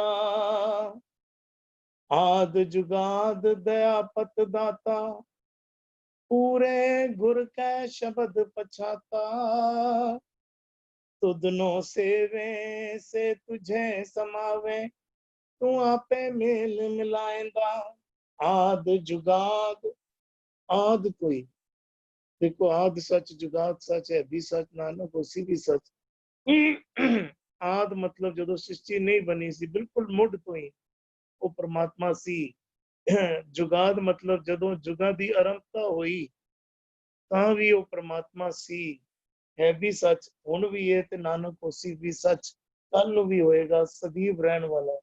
आद जुगाद दया पत दाता, इत्थे भी बिल्कुल मुढ़ तो ही दया पत, दया करण वाला दाता, वो परमात्मा ही दया पत दाता है, बिल्कुल आरंभता तो ही। पूरे गुर कै शब्द पछाता, पूरे गुर कै, पूरे गुरु दे शब्द दे राही पछाता, उहदे नाल सांझ बन जाती है। उन शुभ गुणा दे नाल सांझ शब्द दे राही बनती है। शब्द दे नाल सांझ बनना ही उस परमात्मा नाल सांझ बनना है। पूरे गुर कै शब्द पछाता, तुधनो सेवे से तुझे समावे, तू आपे मेल मिलाएंदा। तुधनो सेवे से तुझे समावे, जो तेनू सेवदे हन, उन परमात्मा दी सेवा की है। तुधनो सेवे,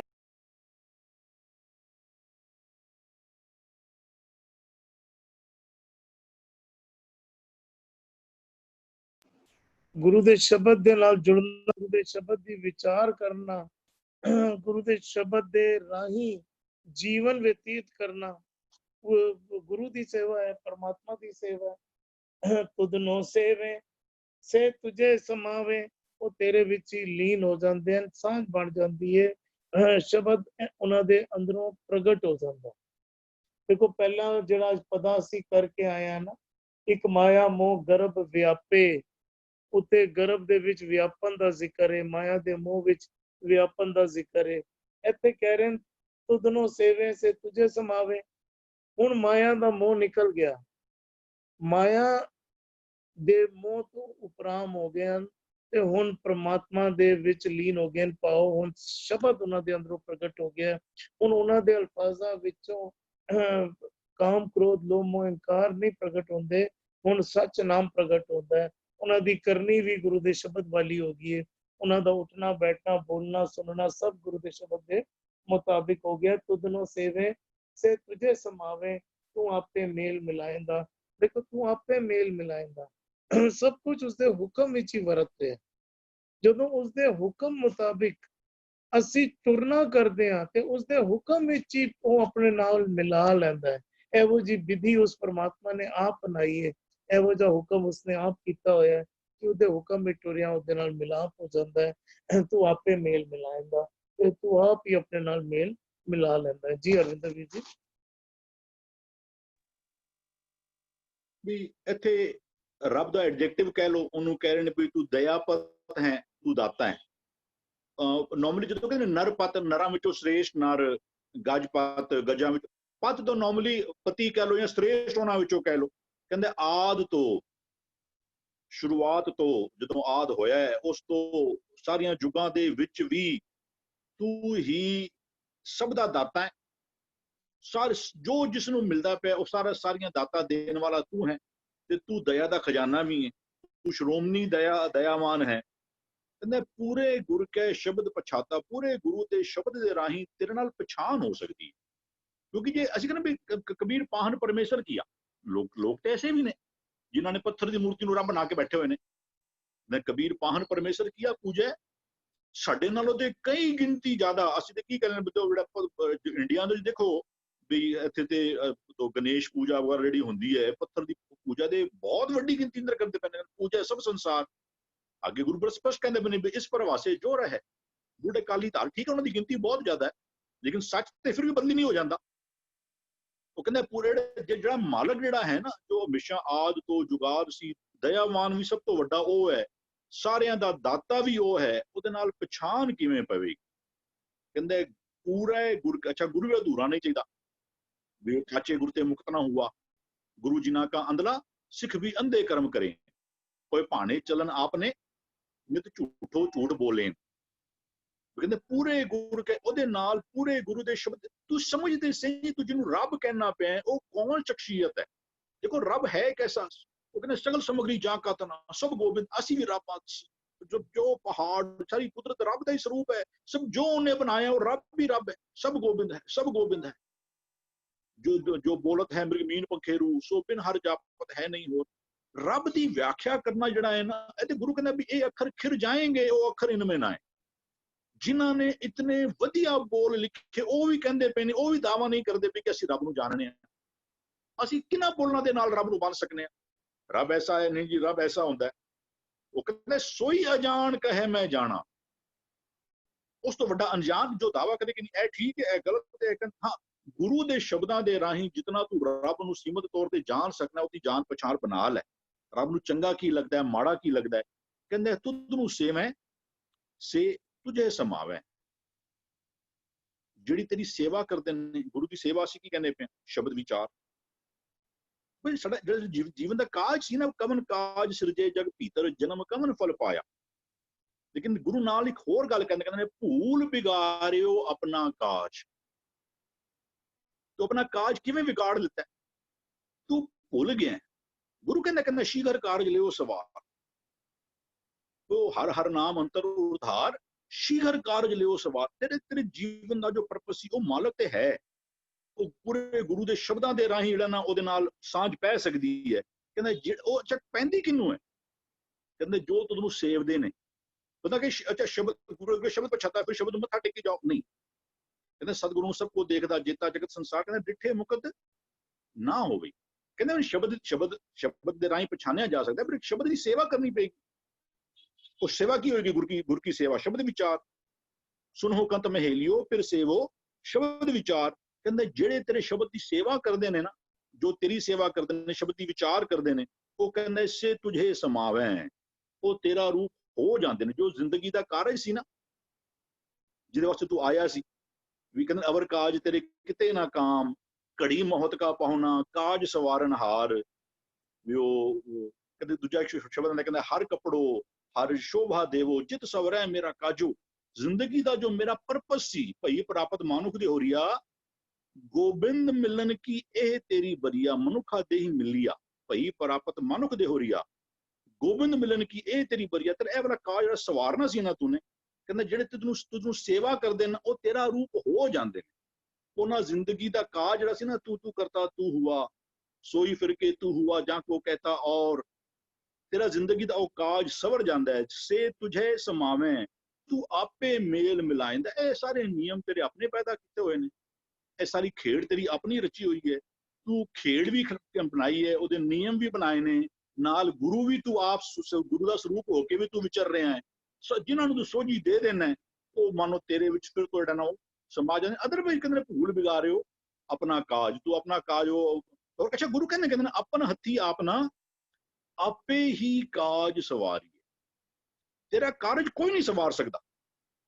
ਜੇ ਤੂੰ ਇਹ ਕਾਰਜ ਨਾ ਕੀਤਾ ਨਾ, ਕੋਈ ਤੇਰਾ ਇਹ ਕਾਰਜ ਨਹੀਂ ਸਵਾਰ ਸਕਦਾ। ਤੈਨੂੰ ਆਪਨ ਹੱਥੀ ਹੀ ਇਹ ਕਾਰਜ ਜਿਹੜਾ ਹੈ ਉਹ ਸਵਾਰਨਾ ਪਏਗਾ। ਹਾਂਜੀ ਵੀਰ ਜੀ ਜੀ ਜੀ ਜੀ ਭੂਆ ਜੀ। ਹਾਂਜੀ। ਆਦ ਜੁਗਾਦ ਦਿਆਪਤ ਦਾਤਾ, ਪੂਰੇ ਗੁਰ ਕੇ ਸ਼ਬਦ ਪਛਾਤਾ। ਜਿਸ ਦਿਨ ਉਹ ਮਨ ਪੂਰੀ ਤਰ੍ਹਾਂ ਪਹਿਚਾਨ ਲਿੱਤਾ, ਸਮਝ ਲਿੱਤਾ, ਗਿਆਨ ਹੋ ਗਿਆ ਉਸ ਇੱਕ ਦੀ ਪਹਿਚਾਨ ਦੀ, ਉਹਦੇ ਗੁਣਾਂ ਦੀ, ਉਹਦੇ ਵਿਚਾਰਾਂ ਦੀ, ਉਸਦੀ ਨੌਲੇਜ ਦੀ। ਜੋ ਮਨ ਨੇ ਇਹ ਸਮਝ ਲਿੱਤਾ ਕਿ ਆਦ ਸੱਚ ਜੁਗਾਦ ਸੱਚ ਹੈ ਵੀ ਸਤ, ਨਾਨਕ ਹੋਸੀ ਵੀ ਸੱਚ। ਹੀ ਵਾਸ ਆਲਵੇਜ਼ ਪ੍ਰੀਵੇਲਿੰਗ। ਜਿਸ ਦਿਨ ਮਨ ਨੇ ਪੂਰੀ ਤਰ੍ਹਾਂ ਇਸ ਨੂੰ ਸਮਝ ਕੇ ਭਿੱਜ ਜਾਣਾ, ਖਾਲੀ ਸਮਝਣਾ ਨਹੀਂ, ਖਾਲੀ ਭਿੱਜ ਵੀ ਜਾਣਾ। ਤੁਧ ਨੂੰ ਸੇਵੇ ਸੇ ਤੁਧ ਸਮਾਵੇ, ਤੂੰ ਆਪੇ ਮੇਲ ਮਿਲਾਇਦਾ। ਸੇਵੇ ਸਮਾਵੇ ਮਿਲਾਇਦਾ ਦਾ ਅਰਥ ਇੱਕੋ ਹੀ ਹੈ। ਜਦੋਂ ਮਨ ਨੇ ਉਸਦੀ ਪਹਿਚਾਨ ਕਰਕੇ ਔਰ ਉਸ ਮਾਰਗ ਤੇ ਚੱਲ ਪਿਆ, ਉਸ ਦਾ ਐਕਸਪੀਰੀਅੰਸ ਹੋਣਾ, ਉਹਦੇ ਗੁਣਾਂ ਦੇ ਨਾਲ ਪੂਰਾ ਵਰਤਾਓ ਵਿੱਚ ਲੈ ਕੇ ਆਣਾ, ਉਸ ਗੁਣਾਂ ਦੇ ਵਿੱਚ ਭਿੱਜ ਜਾਣਾ ਹੀ ਸੇਵਾ ਹੈ। ਔਰ ਇਹੀ ਸੇਵਾ ਜਦੋਂ ਹੁੰਦੀ ਹੈ ਤੇ ਇਸ ਦਾ ਮਤਲਬ ਕਿ ਅਸੀਂ ਉਹਦੇ ਵਿੱਚ ਭਿੱਜ ਗਏ, ਔਰ ਇਹੀ ਜਦੋਂ ਅਸੀਂ ਭਿੱਜ ਗਏ ਤੇ ਇਹੀ ਮਿਲਾਵਾ ਵੀ ਹੋ ਗਿਆ, ਅਸੀਂ ਮਿਲ ਗਏ। ਹਾਂਜੀ।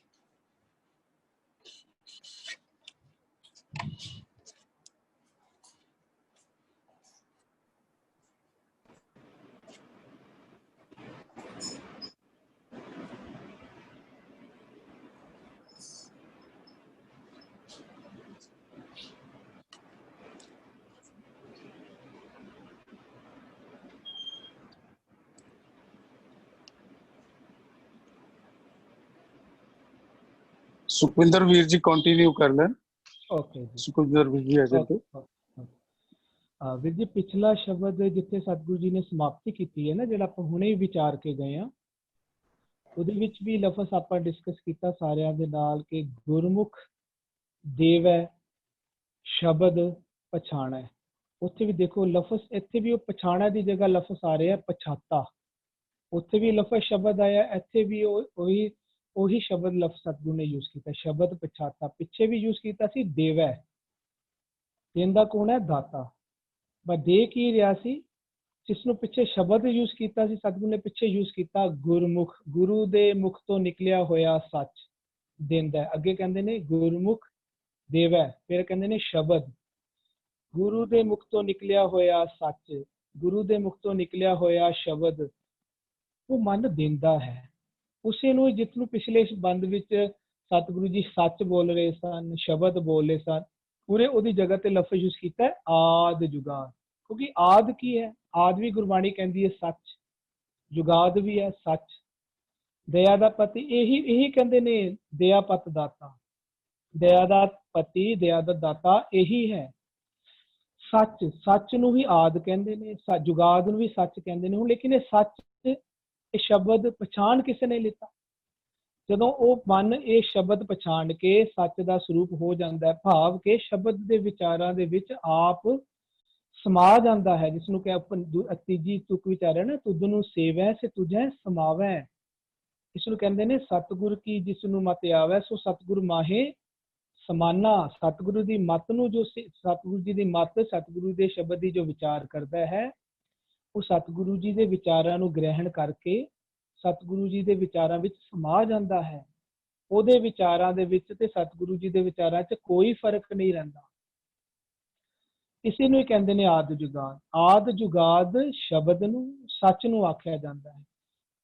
ਲੇਕਿਨ ਹੁਣ ਇਹ ਸੱਚ ਸਰੂਪ, ਸੱਚ ਦੀ ਦਾਤ ਕਿਹਨੂੰ ਪ੍ਰਾਪਤ ਹੋ ਗਈ ਹੈ? ਉਹ ਮਨ ਨੂੰ। ਮਨ ਹੁਣ ਇਹ ਦਾਤਾ ਵੰਡਦਾ ਹੈ, ਜਿਸ ਨੂੰ ਕਹਿ ਰਹੇ ਨੇ ਲਾਗੇ ਦੇਖੋ, ਕਹਿੰਦੇ ਨੇ ਮਨ ਨੇ ਸੇਵਿਆ, ਸ਼ਬਦ ਨੂੰ ਸੇਵਿਆ, ਸ਼ਬਦ ਦੀ ਵਿਚਾਰ ਕੀਤੀ, ਇਹ ਸ਼ਬਦ ਦੇ ਵਿੱਚ ਸਮਾ ਗਿਆ, ਸ਼ਬਦ ਦੀ ਵਿਚਾਰ ਦੇ ਵਿੱਚ ਸਮਾ ਗਏ, ਇਹਦੇ ਵਿਚਾਰ ਸ਼ਬਦ ਦੇ ਵਿਚਾਰਾਂ 'ਚ ਸਮਾ ਗਏ। ਹੁਣ ਕੀ ਕਰਦਾ ਹੈ? ਦਾਤਾ, ਦਾਤਾ ਸੁਭਾਅ ਦਾ, ਜਿਹੜਾ ਹੁਣ ਦਾਤਾ ਬਣ ਗਿਆ, ਹੁਣ ਆਪੇ ਮੇਲ ਕੇ ਮਿਲਾਉਂਦਾ ਹੈ ਆਪਣੇ ਪੂਰੇ ਪਰਿਵਾਰ ਨੂੰ, ਪੂਰੇ ਅੰਦਰਲੇ ਸੰਸਾਰ ਦੇ ਇੱਕ ਇੱਕ ਜੀਵ ਜਨਤਾ ਨੂੰ, ਆਪਣੀ ਰਈਅਤ ਨੂੰ।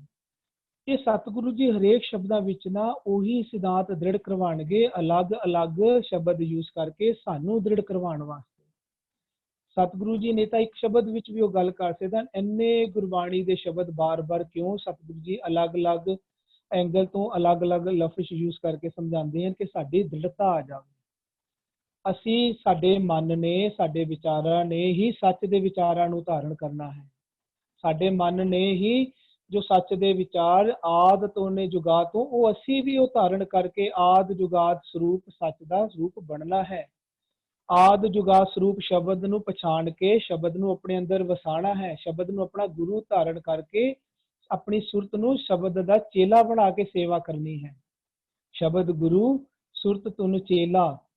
ਸ਼ਬਦ ਦੀ ਜਦੋਂ ਅਸੀਂ ਸੇਵਾ ਕਰਾਂਗੇ, ਸਾਡੀ ਸੁਰਤ, ਸਾਡਾ ਧਿਆਨ, ਤਾਂ ਸਾਨੂੰ ਉਹ ਵਿਚਾਰ ਪ੍ਰਾਪਤ ਹੁੰਦੇ ਨੇ।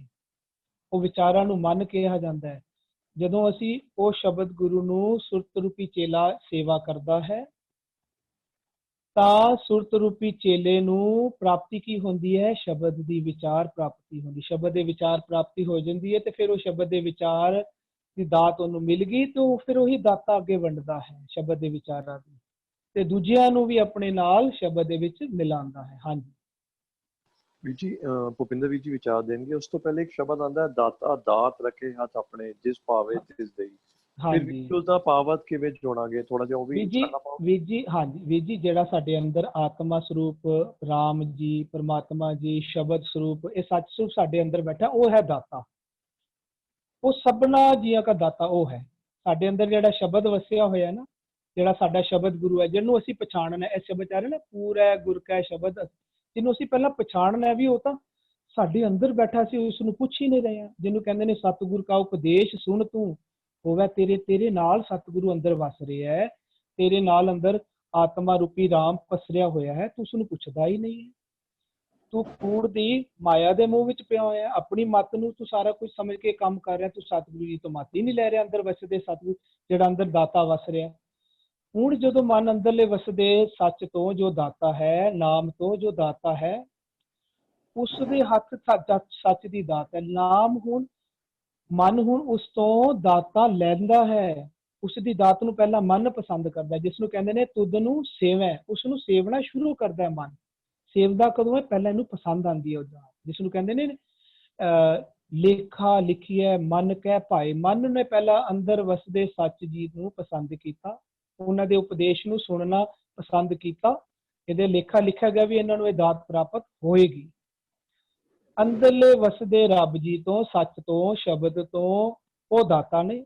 ਜਦੋਂ ਮਨ ਉਹ ਦਾਤ ਲੈ ਲੈਂਦਾ, ਫਿਰ ਉਹ ਅੰਦਰਲੇ ਵਸਦੇ ਦਾਤਾ ਜੀ ਨੇ ਹੀ ਇਹ ਸਿਸਟਮ ਬਣਾਇਆ ਕਿ ਅੰਦਰਲੇ ਵਸਦੇ ਜੀਆਂ ਜਨਤਾ ਨੂੰ ਮੰਨ, ਤੂੰ ਇਹਨਾਂ ਦਾ ਰਾਜਾ ਹੈ, ਇਹਨਾਂ ਤੇ ਕੰਟਰੋਲ ਤੇਰੇ ਹੱਥ ਹੈ। ਤੂੰ ਆਪ ਸੱਚ ਨਾਲ ਜੁੜ ਕੇ ਇਹਨਾਂ ਨੂੰ ਸੱਚ ਨਾਲ ਜੋੜ ਲੈ, ਚਾਹੇ ਆਪ ਕੂੜ ਨਾਲ ਜੋੜ ਕੇ ਇਹਨਾਂ ਨੂੰ ਵੀ ਕੂੜੇ ਬਣਾ ਲੈ, ਇਹਨਾਂ ਨੂੰ ਵੀ ਕੁੜਿਆਰ ਬਣਾ ਲੈ, ਇਹ ਤੇਰੇ ਹੱਥ ਹੈ। ਇਹ ਅੰਦਰ ਬੈਠੇ ਵਸਦੇ ਸਤਿਗੁਰੂ ਜੀ, ਪਰਮਾਤਮਾ ਜੀ, ਆਤਮਾ ਰਾਮ ਜੀ, ਸੱਚ ਸ਼ਬਦ, ਇਹ ਦੇਖ ਰਿਹਾ ਆਪਣੀ ਖੇਲ ਅੰਦਰ ਬੈਠੇ ਵੀ ਮਨ ਨੇ ਸੱਚ ਲਿੱਤਾ ਤਾਂ ਮਨ ਸਚਿਆ, ਮਨ ਨੇ ਕੂੜ ਲਿੱਤਾ ਤਾਂ ਮਨ ਕੂੜਿਆ, ਰਾਜਾ ਕੂੜਿਆ, ਕੂੜ ਰਾਜਾ। ਉਹਦੇ ਨਾਲ ਕੀ ਹੁੰਦਾ ਹੈ? ਪਰਜਾ ਵੀ ਕੂੜੀ ਹੋ ਜਾਂਦੀ ਹੈ। ਸਾਡਾ ਸਾਰਾ ਇੰਦਰ ਬੋਡੀ ਦਾ ਪੂਰਾ ਸੰਸਾਰ, ਜਿਹਨੂੰ ਗੁਰਬਾਣੀ ਕੁਦਰਤ ਕਹਿੰਦੀ ਹੈ, ਇਹ ਝੂਠੀ ਕੁਦਰਤ ਬਣ ਜਾਂਦੀ ਹੈ। ਜਦੋਂ ਮਨ ਸੱਚ ਲੈ ਲੈਂਦਾ, ਜਿਵੇਂ ਅੱਜ ਇਹ ਸ਼ਬਦ ਸਮਝਾ ਰਹੇ ਨੇ, ਗੁਰ ਕੈ ਸ਼ਬਦ ਪਛਾਤ ਲੈਂਦਾ ਤੇ ਉਹਨੂੰ ਸੇਵਾ ਕਰਕੇ ਉਹਦੇ ਚ ਸਮਾ ਜਾਂਦਾ, ਭਾਵ ਸੱਚ ਲੈ ਲੈਂਦਾ ਤੇ ਇਹਦੀ ਅੰਦਰਲੀ ਸਾਰੀ ਕੁਦਰਤ ਸੱਚੀ ਬਣਦੀ ਹੈ। ਇਹਨੂੰ ਕਹਿੰਦੇ ਨੇ ਹੁਣ ਸੱਚੇ ਤੇਰੀ ਸਿਫਤ, ਸੱਚੀ ਸਾਲਾ ਸੱਚੀ ਤੇਰੀ ਕੁਦਰਤ ਸੱਚੇ ਪਾਸੇ। ਪਰ ਹੁੰਦੀ ਕਦੋਂ ਹੈ?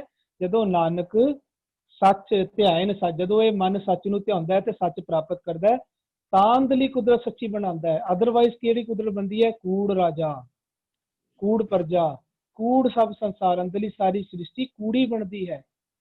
ਸਤਿਗੁਰੂ ਜੀ ਦੇਖਦੇ ਅੰਦਰ ਬੈਠ ਕੇ ਵੀ ਮਨ ਨੂੰ ਤੈਨੂੰ ਕੰਟਰੋਲ ਦਿੱਤਾ ਹੈ ਅੰਦਰਲੀ ਸ੍ਰਿਸ਼ਟੀ ਦਾ, ਤੂੰ ਇਹਨੂੰ ਸੱਚ ਦੇ ਵਿੱਚ ਜੁੜ ਕੇ ਸੱਚਿਆਰ ਬਣ ਕੇ ਸੱਚੀ ਬਣਾ ਲੈ, ਤੇ ਜਾਂ ਕੂੜ ਵਿੱਚ ਜੁੜ ਕੇ ਮਾਇਆ ਦੇ ਮੋਹ ਵਿੱਚ ਜੁੜ ਕੇ ਕੁੜਿਆਰ ਬਣਾ ਲੈ। ਇਹ ਤੇਰੇ ਹੱਥ ਹੈ। ਇਹ ਹੈ ਖੇਡ।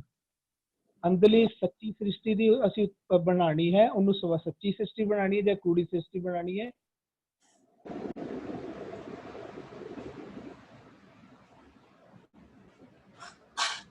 ਜੀ ਵੀਰ ਜੀ ਤੁਹਾਡੀ ਆਵਾਜ਼ ਚਲੀ ਗਈ ਹੈ। ਭੁਪਿੰਦਰ ਵੀਰ ਜੀ ਤੁਸੀਂ ਕੈਰੀ ਔਨ ਕਰੋ ਔਰ ਥੋੜੀ ਜੀ ਵੀਰ ਜੀ ਇਸ ਤੇ ਚਾਨਣਾ ਪਾ ਦੇਣਾ, ਜੋ ਸ਼ਾਰਟ ਵਿੱਚ ਵੀ ਭਾਵੇਂ, ਦਾਤਾ ਦਾਤ ਹਕੀ ਹੱਥ ਆਪਣੇ ਜਿਸ ਪਾਵੇ ਤਿਸ ਦੇ। ਜਿਵੇਂ ਸੁਖਵਿੰਦਰ ਵੀਰ ਜੀ ਨੇ ਸਮਝਾਇਆ ਹੈ ਉਹ ਅੰਦਰ ਨਹੀਂ ਭਾਵ ਕਰਕੇ ਸਮਝਾਇਆ। ਤੁਸੀਂ ਇਸ word by word can you elaborate ਵੀਰ ਜੀ ਪਲੀਜ਼? ਵੀਰ ਜੀ ਕੈਰੀ ਔਨ। ਹਾਂਜੀ ਵੀਰ ਜੀ, ਇਸ ਇਹ ਜਿਹੜੀ ਪੰਕਤੀ ਹੈ ਨਾ, ਜਿਸ ਸ਼ਬਦ ਦੀ ਇਹ ਪੰਕਤੀ ਹੈ, ਸਾਨੂੰ ਉਸ ਸ਼ਬਦ ਦਾ ਪਹਿਲਾ ਰਹਾਉ ਸਮਝਣਾ ਪਏਗਾ। ਰਹਾਉ ਕਿਹਦੇ ਵੱਲੋਂ ਹੈ? ਰਹਾਉ ਚ ਕੌਣ ਜਾਚਨਾ ਕਰ ਰਿਹਾ ਹੈ? ਰਹਾਉ ਹੈ ਹਰ ਜੀਓ ਕਿਰਪਾ ਕਰੋ ਤੁਮ ਪਿਆਰੇ, ਸਤਿਗੁਰ ਦਾਤਾ ਮੇਲ ਮਿਲਾਵੋ, ਹਰ ਨਾਮ ਦੇਵੋ ਆਧਾਰੇ। ਰਹਾਉ ਇਹ ਕੌਣ ਕਹਿ ਰਿਹਾ ਹੈ?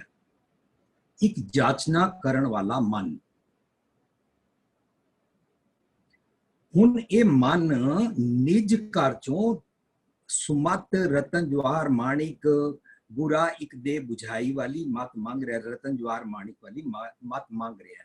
ਸਤਿਗੁਰ ਦਾਤਾ ਮੇਲ ਮਿਲਾਵੋ, ਅੰਦਰ ਜਾ ਕੇ ਉਹਦੀ ਮੰਗ ਰਿਹਾ। ਪਹਿਲੀ ਗੱਲ ਜਿੱਥੋਂ ਇਹ ਸਵਾਲ ਪੈਦਾ ਹੋਇਆ, ਸਵਾਲ ਇੱਥੋਂ ਹੈ ਪੈਦਾ ਹੋਇਆ, ਕੋਈ ਅਸਮਾਨ ਤੇ ਰੱਬ ਰਹਿੰਦਾ, ਉਹਨੇ ਦਾਤ ਆਪਣੇ ਹੱਥ 'ਚ ਰੱਖੀ ਹੋਈ ਹੈ, ਉਹਨੂੰ ਜੋ ਪਸੰਦ ਆਉਂਦਾ ਹੈ ਉਹ ਉਹਨੂੰ ਦਿੰਦਾ ਹੈ। ਇਹਦੇ ਆਮ ਤੌਰ ਤੇ ਇਹ ਅਰਥ ਲਿਖੇ ਜਾਂਦੇ ਨੇ, ਇਹ ਅਰਥ ਕੀਤੇ ਜਾਂਦੇ ਨੇ। ਕੋਈ ਉਹਦੇ ਖਾਸ ਉਹਨੂੰ ਚੰਗੇ ਲੱਗ ਜਾਂਦੇ ਨੇ, ਭਾਵੇਂ ਉਹ ਸਵੇਰੇ ਉੱਠਣ, ਭਾਵੇਂ ਉਹ ਨੰਗੇ ਪੈਰ ਜਾਣ, ਭਾਵੇਂ ਉਹ ਠੰਡੇ ਪਾਣੀ ਨਾਲ ਨਹਾਣ, ਭਾਵੇਂ ਉਹ ਮਾਲਾ ਫੇਰਨ, ਭਾਵੇਂ ਉਹ ਹੱਠ ਯੋਗ ਕਰਨ। ਇਸ ਤਰ੍ਹਾਂ ਹਰ ਧਰਮ ਵਾਲਿਆਂ ਨੇ ਰੱਬ ਨੂੰ ਪਸੰਦ ਆਉਣ ਵਾਲਿਆਂ ਦਾ ਇੱਕ ਗਰੁੱਪ ਬਣਾਇਆ ਹੋਇਆ ਔਰ ਉਹ ਸਮਝਦੇ ਨੇ ਉਹ ਗਰੁੱਪ ਵਿੱਚ ਮੈਂ ਹਾਂ। ਜਿਵੇਂ ਸਿੱਖਾਂ 'ਚ ਇੱਕ ਗਰੁੱਪ ਹੈ ਕਿ ਉਹ ਗੁਰਮੁਖਾਂ ਨੂੰ ਦਿੰਦਾ, ਉਹ ਗੁਰਮੁਖ ਮੈਂ ਹਾਂ। ਇਹ ਦਰਅਸਲ ਹਰ ਧਰਮ ਵਾਲਿਆਂ ਨੇ ਆਪਣਾ ਆਪਣਾ ਇੱਕ ਉਹ ਬਣਾਇਆ, ਸਪੈਸੀਫਿਕੇਸ਼ਨਸ ਬਣਾਈਆਂ ਹੋਈਆਂ ਔਰ ਆਪਣੇ ਆਪ ਨੂੰ ਕੁਆਲੀਫਾਈ ਕੀਤਾ ਹੈ ਉਹ ਸਪੈਸੀਫਿਕੇਸ਼ਨ। ਇਹ ਤਾਂ ਕਰਕੇ ਇਹ ਵਾਲਾ ਸਵਾਲ ਉੱਠਿਆ, ਦਬਈ ਦਾਤੇ ਨੇ ਤਾਂ ਦਾਤ ਆਪਣੇ ਹੱਥ ਰੱਖੀ ਆ, ਉਹਨਾਂ ਨੂੰ ਜਿਹੜਾ ਭਾਉਂਦਾ ਜਿਸ ਭਾਵੈ ਤਿਸ ਦੇਈ। ਪਰ ਰਹਾਉ ਚ ਮਨ ਜਾਚਨਾ ਕਰ ਰਿਹਾ ਤਾਂ ਮਨ ਨੂੰ ਅਖੀਰ ਤੇ ਇਹ ਗੱਲ ਸਮਝ ਆ ਗਈ ਹੈ, ਜਿਸ ਔਰ ਤਿਸ ਸੱਸੇ ਨੂੰ ਔਂਕੜ ਉਸੇ ਮਨ ਬਾਰੇ ਹੈ। ਕਹਿ ਰਹੇ ਨੇ ਦਾਤੇ ਨੇ ਤਾਂ ਦਾਤ ਆਪਣੇ ਹੱਥ ਰੱਖੀ ਹੋਈ ਹੈ, ਦਾਤੇ ਦਾਤ ਰੱਖੀ ਹੱਥ ਆਪਣੇ, ਜਿਸ ਭਾਵੈ ਜਿਸ ਮਨ ਨੂੰ ਭਾਵੈ, ਜਿਸ ਇਨਸਾਨ ਦੇ ਮਨ ਰੂਪੀ ਭਾਂਡੇ 'ਚ ਵਸਤ ਪਾਉਣ ਦੀ ਇੱਛਾ ਆਵੇ। Those who are humble to get the wisdom, ਉਹਨਾਂ ਦੇ ਭਾਂਡੇ 'ਚ ਪੈ ਜਾਂਦੀ ਹੈ। ਜਿਸ ਭਾਵੈ ਜਿਸ ਮਨ ਕੋ ਭਾਵੈ ਤਿਸ ਦੇਈ, ਉਹਨੂੰ ਦੇ ਦਿੰਦੇ ਨੇ। ਪਰ ਜਿਸ ਨੂੰ ਨਾ ਭਾਵੈ ਉਹ ਤੇ ਗੁਰਦੁਆਰੇ ਜਾ ਕੇ ਚੌਰ ਕਰਕੇ, ਰੁਮਾਲਾ ਚਾੜ ਕੇ, ਪਰਿਕਰਮਾ ਕਰਕੇ, ਕੀਰਤਨ ਸੁਣ ਕੇ, ਜੋੜਿਆਂ ਦੀ ਸੇਵਾ ਕਰਕੇ, ਪੋਚੇ ਮਾਰ ਕੇ ਆ ਜਾਏਗਾ। ਇਹ ਸਾਰੀਆਂ ਗੱਲਾਂ ਮਨਾ ਨਹੀਂ ਹਨ, ਪਰ ਉਹ ਜਾਚਨਾ ਤੇ ਕਰ ਨਹੀਂ ਰਿਹਾ ਕਿ ਆਪਣੀ ਸੁਮਤ ਵੀ ਬਖਸ਼ੋ, ਪ੍ਰਧਾਨ ਬਣ ਕੇ ਆ ਜਾਏਗਾ, ਸਕੱਤਰ ਬਣ ਕੇ ਆ ਜਾਏਗਾ। ਸਾਡੇ ਘਰ ਵਾਲੇ ਹੀ ਕਹਿੰਦੇ ਨਾ ਮੇਰੇ ਪਾਪੇ ਤੇ ਬੜੀ ਬਖਸ਼ਿਸ਼ ਹੈ, ਇਹ 16 ਸਾਲਾਂ ਤੋਂ ਗੁਰਦੁਆਰੇ ਦਾ ਕੈਸ਼ੀਅਰ ਹੈ, ਲੋ ਇਹ ਬੜੀ ਬਖਸ਼ਿਸ਼ ਹੋ ਗਈ, ਕੈਸ਼ ਗਿਣ ਲਿਆ, ਪੈਸੇ ਗਿਣ ਲਏ, ਬਖਸ਼ਿਸ਼ ਹੋ ਗਈ। ਬਖਸ਼ਿਸ਼ ਤੇ ਮੇਨ ਸਤਿਗੁਰ ਦੀ ਮੱਤ ਹੈ, ਗੁਰਦੁਆਰੇ ਨੂੰ ਮੈਨੇਜ ਕਰਨਾ ਬਖਸ਼ਿਸ਼ ਥੋੜੀ ਨਾ, ਬਖਸ਼ਿਸ਼ ਤੇ ਗੁਰ ਪ੍ਰਸਾਦ ਹੈ, ਸਤਿਗੁਰ ਦੀ ਮੱਤ। ਜਿਸ ਨੂੰ ਪਸੰਦ ਆਉਂਦੀ ਹੈ ਉਹ ਲੈਂਦਾ ਹੈ, ਜਿਹਨੂੰ ਪਸੰਦ ਨਹੀਂ ਆਉਂਦੀ ਉਹ ਪ੍ਰਧਾਨ ਬਣ ਕੇ ਸੇਵਾਦਾਰਾਂ ਤੇ ਰਾਗੀਆਂ ਤੇ ਗੁੱਸਾ ਚਾੜ ਕੇ ਆ ਜਾਂਦਾ ਹੈ, ਉਹਨਾਂ ਦੀਆਂ ਤਨਖਾਹਾਂ ਕੱਟ ਲੈਂਦਾ ਹੈ ਔਰ ਉਹਨਾਂ ਨੂੰ ਨੌਕਰੀਆਂ ਚੋਂ ਕੱਢ ਦਿੰਦਾ ਹੈ। ਹੁਣ ਅੱਜ ਕੱਲ ਨਵਾਂ ਪ੍ਰਧਾਨਾਂ ਨੇ ਇੱਕ ਸਿਸਟਮ ਚਲਾਇਆ ਹੋਇਆ ਕਿ ਅਸੀਂ ਰਾਗੀ ਰੱਖਾਂਗੇ, 3-3 4-4 ਰਾਗੀ ਰੱਖਾਂਗੇ, ਜਿਸ ਰਾਗੀ 'ਚ ਜਿੰਨਾ ਦਮ ਹੈ ਅਸੀਂ ਤਨਖਾਹ ਕਿਸੇ ਨੂੰ ਨਹੀਂ ਦੇਵਾਂਗੇ, ਜਿਹਦੇ ਜਿੰਨਾ ਦਮ ਹੈ ਉਹ ਵਧੀਆ ਮਿੱਠੀਆਂ ਮਿੱਠੀਆਂ ਟਿਊਨਾਂ ਸੁਣਾ ਕੇ ਕੀਰਤਨ ਕਰ ਲਵੇ, ਜਿਤਨੀ ਉਹਦੀ ਵਾਜੇ ਤੇ ਮਾਇਆ ਆਏਗੀ ਲੈ ਜਾਏ। ਹੁਣ ਰਾਗੀ ਸਾਰੇ ਆਪਸ ਹੀ ਲੜਦੇ ਰਹਿੰਦੇ ਨੇ, ਸੰਗਰਾਂਦ ਵਾਲੇ ਦਿਨ ਮੈਂ ਕਰਨਾ ਹੈ, ਗੁਰਪੁਰਬ ਵਾਲੇ ਦਿਨ ਮੈਂ ਕਰਨਾ ਹੈ, ਆਪਸ ਵਿੱਚ ਉਹਨਾਂ ਦੀ ਟੱਕਵਾਰ ਸ਼ੁਰੂ ਹੋ ਗਈ। ਸ਼ਬਦ ਦੀ ਵਿਚਾਰ ਗੁਰਪ੍ਰਸਾਦ ਹੈ, ਜਿਸ ਭਾਵ ਹੈ, ਜਿਸ ਮਨ ਨੂੰ ਭਾਵ ਹੈ ਤਿਸ ਦੇਈ। ਅੱਛਾ, ਜਿਸ ਨੂੰ ਮਿਲ ਜਾਂਦੀ ਹੈ ਨਾ, ਹੁਣ ਉਹਦੇ ਪ੍ਰਕਰਣ ਚੱਲ ਰਹੇ ਨੇ, ਉਹਦੇ ਟੌਪਿਕਸ ਚੱਲ ਰਹੇ ਨੇ। ਜਿਹਨੂੰ ਪ੍ਰਾਪਤ ਹੋਈ ਉਹਦਾ ਪਿਛਲਾ ਸ਼ਬਦ ਸੀ ਸਾਰਾ, ਆਪੇ ਸ੍ਰਿਸ਼ਟ ਹੁਕਮ ਸਭ ਸਾਜੀ। ਉਸਨੂੰ ਹੁਕਮ ਨਿਯਮ ਸਮਝ ਆਇਆ, ਕੁੜਿਆਰ ਤੋਂ ਸਚਿਆਰ ਬਣਿਆ। ਕਿਵੇਂ ਸਚਿਆਰ ਬਣਿਆ? ਹੁਕਮ ਅਨੁਸਾਰ। ਉਹਨੇ ਹੁਕਮ ਅਨੁਸਾਰ ਆਪਣੀ ਸ੍ਰਿਸ਼ਟੀ ਸਾਜੀ। ਪਿਛਲੇ ਸ਼ਬਦ ਵਿੱਚ ਆਪੇ ਥਾਪ ਉਥਾਪ ਨਿਵਾਜੀ। ਇਹ ਲਫ਼ਜ਼ ਸਿਰਫ ਥਾਪ ਉਠਾਪ ਕਰਕੇ ਮੁੱਕੇਗਾ ਨਹੀਂ ਨਾ, ਕਿਉਂਕਿ ਸ਼ਬਦ ਦੇ ਅੰਦਰ ਚੰਗੇ ਚੰਗੇ ਗੁਣ ਥਾਪਨੇ ਹਨ, ਅਵਗੁਣਾਂ ਦੀ ਉਥਾਪਨਾ ਕਰਨੀ ਹੈ, ਅਵਗੁਣਾਂ ਨੂੰ ਡਿਸਟਰੋਏ ਕਰਨਾ ਹੈ, ਚੰਗੇ ਗੁਣਾਂ ਨੂੰ ਵਸਾਣਾ ਹੈ। ਪੰਜ ਮਨਾਏ ਪੰਜ ਰੁਸਾਏ ਪੰਜ ਵਸਾਏ ਪੰਜ ਗਵਾਏ, ਇਨ ਵਿਦ ਨਦਰ ਉੱਠਾ ਮੇਰੇ ਭਾਈ। ਨਗਰ ਵਸਾਣਾ ਨਾ, ਸ੍ਰਿਸ਼ਟੀ ਸਾਧਨੀ ਹੈ।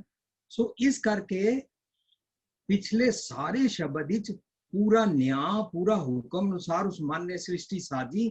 ਇਸ ਕਰਕੇ ਜਿਤਨੇ ਸ਼ਬਦ ਦੇ ਅੰਦਰ ਪਦੇ ਆਏ ਨਾ ਨੈਗੇਟਿਵਸ, ਉਹ ਉਥਾਪ ਵਾਸਤੇ ਨੇ ਕਿ ਇਹ ਕੰਮ ਨਹੀਂ ਕਰਨੇ ਨੇ, ਇਹ ਤਾਂ ਆਪਣੀ ਸ੍ਰਿਸ਼ਟੀ ਚੋਂ ਆਊਟ ਕਰਨੇ ਨੇ। ਇਸ ਕਰਕੇ ਬਿਲਕੁਲ ਜਿਹੜਾ ਲਾਸਟ ਦਾ ਪਦਾ ਆਇਆ ਨਾ, ਉਸ ਤੋਂ ਪਿਛਲਾ ਪਦਾ ਕੀ, ਮੈਂ ਲੇਟ ਆਇਆ, ਆਮ ਸੌਰੀ, ਕਿ ਪਿਛਲਾ ਪਦਾ ਸੀ ਇੱਕ ਮਾਇਆ ਮੋਹ ਗਰਭ ਵਿਆਪੇ, ਹਉਮੈ ਹੋਏ ਰਹੇ ਹੈ ਆਪੇ, ਜਮ ਕਾਲ ਕੀ ਖਬਰ ਨਾ ਪਾਈ, ਅੰਤ ਗਿਆ ਪਛਤਾਈ ਦਾ। ਜਮ ਕਾਲ ਦਾ ਕੀ ਮਤਲਬ ਹੁੰਦਾ ਹੈ? ਜਮ ਕਾਲ ਦਾ ਮਤਲਬ ਹੁੰਦਾ ਹੈ ਵਿਕਾਰ ਵਾਈਸਿਸ ਜਦੋਂ ਮਨੂੰ ਸਤਾਨ, ਉसी ਵੇਲੇ ਮੇਰੀ ਮੌਤ। ਕਰਮ ਧਰਮ ਪਾਖੰਡ ਜੋ दिशा ਤਿੰਨ, जम जागाती लूटे। अगर तू बारले कर्म कांड पाखंड करता रहेगा ना, उसी टाइम जम आ जाता है, लूट लेता है, चंगे गुण खो लेंदा है, टैक्स लगांदा है, पाप दी जंज लेके आ जांदा है। सो जम का लेकी खबर ने पता ही लगदा किस वेले जम आ गया। जिस वेले जम आंदा है ना, उसनू अंतकाल कहते ने। ओदी खबर पता नहीं है, ओदी प्रथाएं है, क्या जाना, क्यों मरेंगे, कैसा मरना होए। अबे मुझे तो मालूम नहीं है, मैं तो अपने को बड़ा धर्मी समझता हूँ, मैं तो पाठ भी करता हूँ, मैं तो गुरुद्वारे भी जाता हूँ, मेरे को शब्द भी आते हैं, जुबानी भी बड़ा याद है, मैं तो बहुत पाठ सब कुछ करता हूँ, पर क्या जाना क्यों मरेंगे। अबे पता ही नहीं लगता दिन में किस टाइम मेरे को जम सताता है और मैं अपना बैलेंस लूज कर देता हूँ, मेरी मौत आ जाती है। जेकर साहेब मनो ना विसरे, अगर मैं विजडम हुकम नियम सिस्टम नु ना विसारा, चंगे गुणा नु ना विसारा, गॉड लाइक क्वालिटीज नु ना विसारा, रब नु ना विसारा, ता सहला मरना होए। मनु अपनी ईगो वालों मरना आ जाता है इजीली। ईगो तो मरना मुश्किल होता है। गुरु साहब कहते हैं जिस मरने से जग डर है। अजी लोग अपनी ईगो की तरफ से मरना बड़ा मुश्किल समझते हैं, जिस मरने से जग डर है। मेरे मन आनंद कबीर जादिन होऊंगा पाछे पे आनंद। कबीर साहब का आनंद की है, शरीरक मरना थोड़ना है। शरीरक ते कबीर साहब की डेथ हुई, पर कबीर साहब कहते ना मैं ना मरो, मरबो संसारा, अब मोए मिली हुआ जियावन हारा। कबीर साहब नहीं मरे। सो ये उथापन वाले नेगेटिव पदे और अखीरला पदा आया, जिन उपाय सो विद जाने। जिस मन ने सतगुर की मत निज घर चो लैके दात लैके पसंद करके उस नियमा हुक्मा अनुसार अपनी अंदर दी सृष्टि साजी, उथापना कीती है गुणा दी और स्थापना कीती चंगे गुणा दी। गुरमुख देवै शब्द पछाणा है, वो निज घर दा शब्द लैके ओदी दात लैके ओनू पछाण के अपने सारे इंद्रिया ज्ञानेंद्रिया, अपनी सारी सृष्टि, अपने सारे जिया जनता नू वंडदा है। जितनियां खाणियां बाणियां अंदर हन सब नू वंडदा है। और चार खाणियां नहीं होंदियां, गुरमत अनुसार केतिया खाणी केतिया बाणी होंदियां, बेअंत होंदियां। और गुरमत अनुसार 84 लाख जून भी नहीं होंदियां, कई कोट बो जून होंदियां ने, लखा करोड़ा जूना होंदियां ने। कोई नहीं अंदाजा ला सकता। ਜਿਹੜੇ ਕਹਿੰਦੇ ਸੀ 84 ਲੱਖ ਜੂਨ ਹੁੰਦੀ ਹੈ, 6 ਜੂਨਾਂ ਪਿੱਛੇ ਆਸਟ੍ਰੇਲੀਆ ਨੇ ਲੱਭਿਆ ਸੀ। 7ਵੀਂ ਜੂਨ ਅੱਜ ਸਾਨੂੰ ਨਿੱਕੇ ਨਿੱਕੇ ਬੱਚੇ ਨੂੰ ਪਤਾ ਇੱਕ ਨਵੀਂ ਜੂਨ ਆ ਗਈ, ਕਰੋਨਾ। 84 ਲੱਖ ਜੂਨਾ ਥੋੜਾ ਨਾ ਹੁੰਦੀਆਂ। ਸੋ ਅੰਦਰ ਜਿਤਨੇ ਮੇਰੇ ਜੀ ਜੰਤ ਹਨ ਉਹ ਸਾਰਿਆਂ ਨੂੰ ਸ਼ਬਦ ਵੰਡਦਾ ਹੈ, ਗੁਰੂ ਦੀ ਦਾਤ ਵੰਡਦਾ ਹੈ, ਕਿਉਂਕਿ ਆਪ ਸੱਚ ਨਾਲ ਚਿੱਤ ਜੋੜੀ ਰੱਖਦਾ। ਹੁਣ ਇਸੇ ਸੰਦਰਭ ਵਿੱਚ, ਇਸੇ ਟੌਪਿਕ ਵਿੱਚ ਗੁਰੂ ਸਾਹਿਬ ਦੀ ਨਾ ਬਾਣੀ ਦੀ ਬਣਤਰ ਦਾ ਬੜਾ ਹੈ ਕੀਮਤੀ ਪਿਆਰਾ ਸਿਧਾਂਤ ਹੈ। ਗੁਰੂ ਸਾਹਿਬ ਲੜੀਵਾਰ ਇੱਕੋ ਰਾਗ ਅੰਦਰ ਇੱਕੋ ਟੌਪਿਕ ਨੂੰ ਲੈ ਕੇ ਚੱਲਦੇ ਨੇ ਬੜੇ ਬੜੇ ਐਂਗਲਸ ਤੋਂ। ਸਾਨੂੰ ਰਿਪੀਟਡ ਵੀ ਲੱਗਦਾ ਹੈ, ਪਰ ਮੈਨੀ ਮੂਡਸ, ਮੈਨੀ ਐਂਗਲਸ, ਲੋਕਾਂ ਦੇ ਸੋਚਣੀ ਦੇ ਢੰਗ, ਡਾਈਵਰਸਿਟੀ ਅੰਦਰ ਕਿਤਨੀ ਦੁਨੀਆ ਰਹਿੰਦੀ ਹੈ, ਕਿਸ ਤਰ੍ਹਾਂ ਸੋਚਦੀ ਹੈ, ਰੰਗੀ ਰੰਗੀ ਭਾਂਤੀ ਕਰ ਜਿੰਸੀ, ਹਰ ਕਿਸੇ ਦੇ ਆਪਣੇ ਸੋਚਣ ਦਾ ਢੰਗ ਹੈ। ਬੜੇ ਸਾਰੇ ਗੁਰੂ ਸਾਹਿਬ ਐਂਗਲ ਯੂਜ਼ ਕਰਦੇ ਨੇ। ਹੁਣ ਕਹਿੰਦੇ ਨੇ ਆਦ ਜੁਗਾਦ ਦਿਆ ਪਤ ਦਾਤਾ। ਪਿਛਲੇ ਸ਼ਬਦ ਵਿੱਚ ਜਮ ਕਾਲ ਦੀ ਗੱਲ ਕੀਤੀ ਸੀ। ਜਮ ਤੋਂ ਜੇ ਮੈਂ ਨਾ ਲੁੱਟਿਆ ਜਾਵਾਂ ਉਹਨੂੰ ਪਤ ਕਹਿੰਦੇ ਨੇ, ਪਤ ਬਚਾਉਣਾ ਕਹਿੰਦੇ ਨੇ। ਕਾइंड हार्ट होके मैनू वाली सुमत दिती जा रही है तां दया पत दाता बनता है। अपने जी ते दया करनी पैंदी है, उन्होंने जी दया कहते हैं कि जमा तो ना लुटिया जा, जमा तो खुआर होएगा। सो आद जिस वेले मन ने अपनी सृष्टि साजी, उन्होंने शुरू तो पता सी कि सृष्टि सजदी चंगे गुणा दे मुताबिक है, वरना सृष्टि डिस्टर्ब हो जाती है। ये डक्के डोले खाती रहती है। कबू जीड़ा ऊप चढ़ता है, कबू जाए प्याले, लोभी जीड़ा थिर ना रहता है। ये थिर नहीं रहती है, भूचाल आते रहते ने। उन्होंने समझ आ चुकी हुई है। राइट फ्रॉम बिगनिंग सच दे नाल सृष्टि सजदी है। जुगाद एक एक युग, एक एक थॉट प्रोसेस ਨੂੰ युग ਕਹਿੰਦੇ ਨੇ। ਸਾਰੇ ਇੰਦਰੀਆਂ ਗਿਆਨੇਂਦਰੀਆਂ ਸਾਰੀ ਸ੍ਰਿਸ਼ਟੀ ਦਾ ਰਾਈਟ ਫਰੋਮ ਬਿਗਨਿੰਗ। ਦਾਤਾ ਕੌਣ ਹੈ? ਜਿਸਨੇ ਸਤਿਗੁਰ ਦੀ ਮੱਤ ਲੈ ਕੇ ਜਮਾ ਤੋਂ ਬਚਾਉਣ ਵਾਲੀ ਪਤ ਅਕਲ ਸਾਨੂੰ ਦਿੱਤੀ ਹੈ। ਪੂਰੇ ਗੁਰੂ ਕੇ ਸ਼ਬਦ ਪਛਾਤਾ, ਉਹਨੇ ਪੂਰੇ ਗੁਰੂ ਦੀ ਮੱਤ ਲੈ ਕੇ ਆਪ ਗੁਰੂ ਨਾਲ ਮਰਜ ਹੋ ਕੇ ਉਸ ਨੂੰ ਪਛਾਣ ਕੇ ਸਾਨੂੰ ਦਿੱਤੀ ਹੈ। ਸਾਰੇ ਇੰਦਰੀ ਗਿਆਨੇਂਦਰੀ ਕਹਿ ਰਹੇ ਨੇ ਤੁਧਨੋਂ ਸੇਮ ਹੈ। ਉਹਨਾਂ ਨੂੰ ਸ਼ੋਰਟੀ ਹੋਈ ਜਾ ਰਹੀ ਹੈ ਕਿ ਜਿਹੜਾ ਸਾਡਾ ਦਾਤਾ ਹੈ ਨਾ ਮਨ, ਇਹ ਸਾਨੂੰ ਚੰਗੇ ਗੁਣ ਵੰਡਦਾ ਹੈ। ਜਿਹੜਾ ਸਾਡਾ ਕੰਟਰੀ ਦਾ ਰਾਜਾ ਹੈ ਨਾ, ਇਹ ਗ੍ਰੇਟ ਹੈ। ਤੁਧਨੋਂ ਸੇਮ ਹੈ, ਸੇ ਤੁਝੇ ਸਮਾਮ ਹੈ। ਉਹ ਵੀ ਵਨਨੈਸ ਹੋਈ ਜਾਂਦੀ ਹੈ। ਇੱਕ ਇੱਕ ਇੰਦਰਾ ਗਿਆਨੇਂਦਰਾ ਸਪਿਰਿਚੁਅਲ ਬਣਦਾ ਜਾਂਦਾ ਹੈ। ਤੂੰ ਆਪੇ ਮੇਲ ਮਿਲਾਏਂਦਾ, ਉਹ ਸਾਰਿਆਂ ਨੂੰ ਆਪਣੇ ਨਾਲ ਮਰਜ ਕਰੀ ਜਾਂਦਾ ਹੈ। ਸਗਲ ਸਮਿਗਰੀ ਤੁਮਰੇ ਸੂਤਰ ਧਾਰੀ, ਸਾਰਿਆਂ ਨੂੰ ਆਪਣੇ ਸੂਤਰ ਵਿੱਚ ਕਰਦਾ ਜਾਂਦਾ ਹੈ। ਪ੍ਰਭ ਡੋਰੀ ਹੱਥ ਤੋਂ ਮਾਰੇ, ਸਾਰਿਆਂ ਨੂੰ ਨੱਥ ਕੇ ਰੱਖਦਾ ਹੈ। ਇਹ ਪਹਿਲਾ ਪਦਾ ਜਦੋਂ ਅਸੀਂ ਇਸ ਤਰ੍ਹਾਂ ਲੈ ਕੇ ਚੱਲਾਂਗੇ, ਪਿਛਲਾ ਪੂਰਾ ਟੌਪਿਕ ਸਮਝ ਆਏਗਾ। ਪਿਛਲੇ ਪਦੇ ਦਾ ਲੜੀਵਾਰ ਸੋਲੇ ਦੀ ਗੱਲ ਸਮਝ ਆਏਗੀ ਕਿ ਅੰਦਰ ਦੀ ਸ੍ਰਿਸ਼ਟੀ ਦੀ ਕੀ ਗੱਲ ਚੱਲ ਰਹੀ ਹੈ। ਦਾਤੇ ਦਾਤ ਰੱਖੀ ਹੈ ਤਾਂ ਆਪਣੇ ਅੰਦਰ ਦੀ ਗੱਲ ਸਮਝ ਆਏਗੀ ਅਤੇ ਸਾਰਾ ਅਗਲਾ ਸ਼ਬਦ ਸਾਨੂੰ ਨਾਲ ਨਾਲ ਸਮਝ ਆਏਗਾ। ਥੈਂਕ ਯੂ ਜੀ।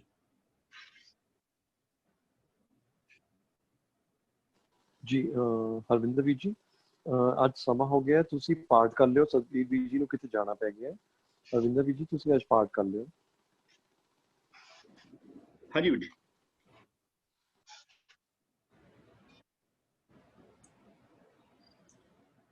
ਅੱਜ 14 ਤੋਂ ਅਸੀਂ ਸ਼ੁਰੂ ਕੀਤਾ ਸੀ ਨਾ? ਨਹੀਂ 15 ਤੋਂ। 15 ਜੀ ਵੀਰ ਜੀ। ਇੱਕ ਮਾਇਆ 15 ਤੋਂ ਵੀਰ ਜੀ। 15 ਤੋਂ ਹਾਂਜੀ। ਇੱਕ ਮਾਇਆ ਮੋਹ ਗਰਭ ਵਿਆਪੇ, ਹਉਮੈ ਹੋਏ ਰਹੇ हैं आपे, जम काले की खबर न पाई, अंत गया पछताएंदा, जिन उपाय सो बिद जाने, गुरमुख देवै शब्द पछाणै, नानक दास कहे बेनंती, सच नाम चित लाएंदा। नेक्स्ट स्क्रीन ते लाओगे। मारू महला तीजा आद जुगाद दयापत दाता, पूरे गुर कै शब्द पछाता, तुदनो सेवैं से तुझै समावैं, तू आपे मेल मिलाएंदा। वाहिगुरु जी का खालसा, वाहिगुरु जी की फतेह। वाहिगुरु जी की फतेह। ਵੀਰ ਜੀ, ਭੁਪਿੰਦਰ ਵੀਰ ਜੀ, ਵੈਸੇ ਤੇ ਸਮਾਂ ਹੋ ਗਿਆ ਲੇਕਿਨ ਇੱਕ ਛੋਟੀ ਜੀ ਬੇਨਤੀ ਆਈ ਸੀਗੀ ਧਨਵੰਤ ਵੀਰ ਜੀ ਤੋਂ, ਉਸ ਦੀ ਅਸੀਂ ਸ਼ਾਰਟ ਵਿੱਚ ਵਿਚਾਰ ਕਰ ਲਈਏ ਕਿਉਂਕਿ ਸਾਡੇ ਵੀਰ ਅੰਮ੍ਰਿਤ ਦਾ ਕੁਐਸਚਨ 5 ਦਿਨ ਤੋਂ ਪੈਂਡਿੰਗ ਰਹਿ ਰਿਹਾ। ਕੋਈ ਗੱਲ ਨਹੀਂ, ਉਹ ਆਪਣਾ ਵੀਰ ਹੈ, ਉਹਨੂੰ ਸਮਝਾ ਲਾਂਗੇ। ਧਨਵੰਤ ਵੀਰ ਜੀ ਨੇ ਪੁੱਛਿਆ ਸੀਗਾ ਪਲੀਜ਼ ਕੇਅਰ ਆਤਮਕ ਮੌਤ ਬਾਰੇ ਭੁਪਿੰਦਰ ਵੀਰ ਜੀ। क्वेश्चन किया जी ਆਤਮਕ ਮੌਤ ਧਨਵੰਤ ਵੀਰ ਜੀ ਤੁਸੀਂ can you elaborate, can you speak, ਤੁਸੀਂ ਬੋਲ ਕੇ ਵਿਚਾਰ ਦੇਣਾ ਚਾਹੋਗੇ ਕਿਸ ਬਾਬਤ ਤੁਸੀਂ ਇਹ ਕੁਐਸਚਨ ਪੁੱਛਿਆ? ਆਤਮਕ ਮੌਤ ਜਿਵੇਂ ਸੁਖਵਿੰਦਰ ਵੀਰ ਜੀ ਨੇ ਵਿਚਾਰ ਕੀਤੀ ਸੀ ਉਸ ਬਾਬਤ ਹੀ ਵਿਚਾਰ ਦੇਣੀ ਹੈ। हाँ जी, मैं हरमीत बोल रहा जी, वाह जी खालसा वाह फतेह जी। मैं सुखविंदर ਵੀਰ ਜੀ ਦੀ ਕਲੈਰਿਟੀ ਹੀ ਥੋੜੀ ਚਾਹੁੰਦਾ ਸੀ ਕਿ ਜਿਵੇਂ ਉਹਨਾਂ ਨੇ ਕਿਹਾ ਨਾ ਕਿ ਆਤਮਕ ਮੌਤ ਆਤਮਾ ਹੁੰਦੀ ਜਿਹੜੀ ਮਰਦੀ ਨਹੀਂ, ਮਤਲਬ ਉਹਦੇ ਬਾਰੇ ਹੀ ਥੋੜਾ ਕਲੀਅਰ ਕਰਨਾ ਚਾਹੁੰਦਾ ਸੀ ਮੈਂ। ਜਿਵੇਂ ਸੁਖਵਿੰਦਰ ਵੀਰ ਜੀ ਨੇ ਕਿਹਾ ਸੀਗਾ ਕਿ ਸਾਨੂੰ ਹਾਂਜੀ ਹਾਂਜੀ ਹਾਂਜੀ ਹਾਂਜੀ ਹਾਂਜੀ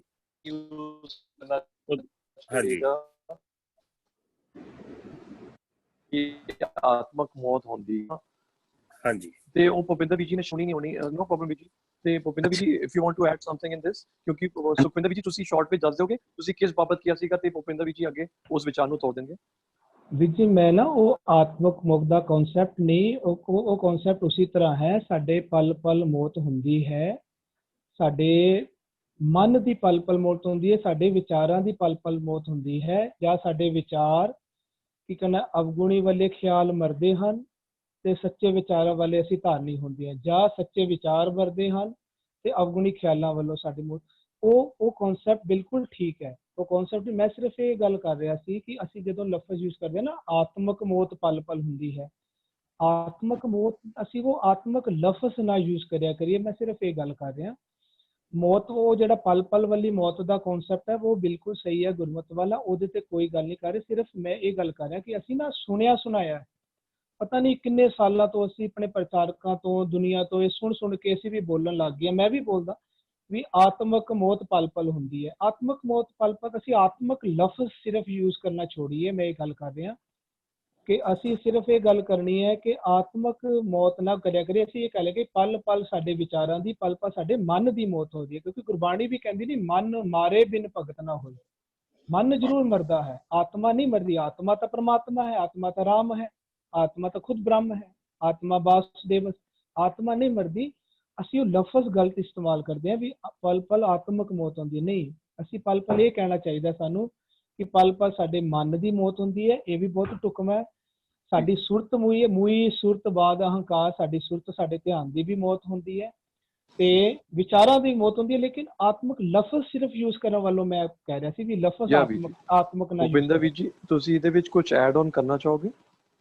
हाँ जी, एक मैं सांझ कर लवां ਜਿਹੜੀ ਸੁਖਵਿੰਦਰ ਜੀ ਨੇ ਗੱਲ ਕੀਤੀ ਨਾ ਉਹਨੂੰ ਅਸੀਂ ਹੋਰ ਸਿੰਪਲੀ ਵਿੰਡੋ ਖੋਲ ਸਕਦੇ ਹਾਂ।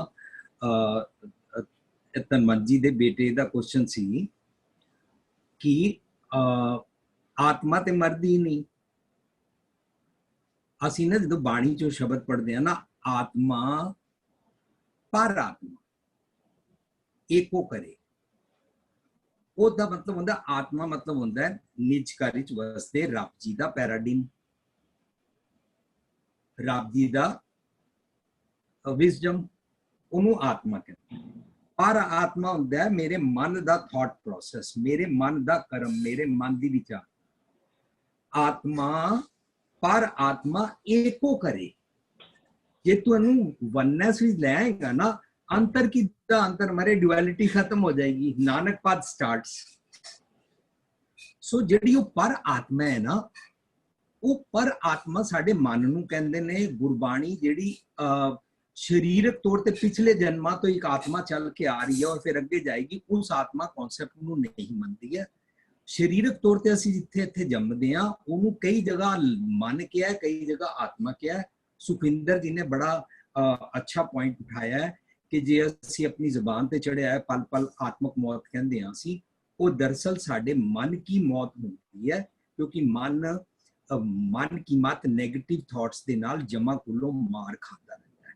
ਜੇ ਮਨ ਪਰ ਆਤਮਾ, ਮਨ ਦਾ ਨਾਂ ਪਰ ਆਤਮਾ ਹੈ, ਜੇ ਇਹ ਨਿਜ ਕਰ ਦੇ ਨਾਲ ਇੱਕ ਹੋ ਜਾਏ ਤਾਂ ਫਿਰ ਇਹਨੂੰ ਜਮਾ ਦੀ ਮੌਤ ਨਹੀਂ ਕਹਿੰਦੀ ਹੈ। ਕੁਐਸਚਨ ਆਨਸਰ ਹੋ ਗਿਆ? ਹਾਂਜੀ ਵੀਰ ਜੀ, ਹਾਂਜੀ, ਥੈਂਕ ਯੂ ਫॉर ਕਲੈਰਿਟੀ। ਹਾਂਜੀ, ਥੈਂਕ ਯੂ ਸੁਖਵਿੰਦਰ ਜੀ, ਥੈਂਕ ਯੂ ਜੀ, ਥੈਂਕ ਯੂ ਜੀ। ਧੰਨਵਾਦ ਸਾਰਿਆਂ ਦਾ। ਇੱਥੇ ਹੀ ਹੁਣ ਵਾਹਿਗੁਰੂ ਜੀ ਕਾ ਖਾਲਸਾ, ਵਾਹਿਗੁਰੂ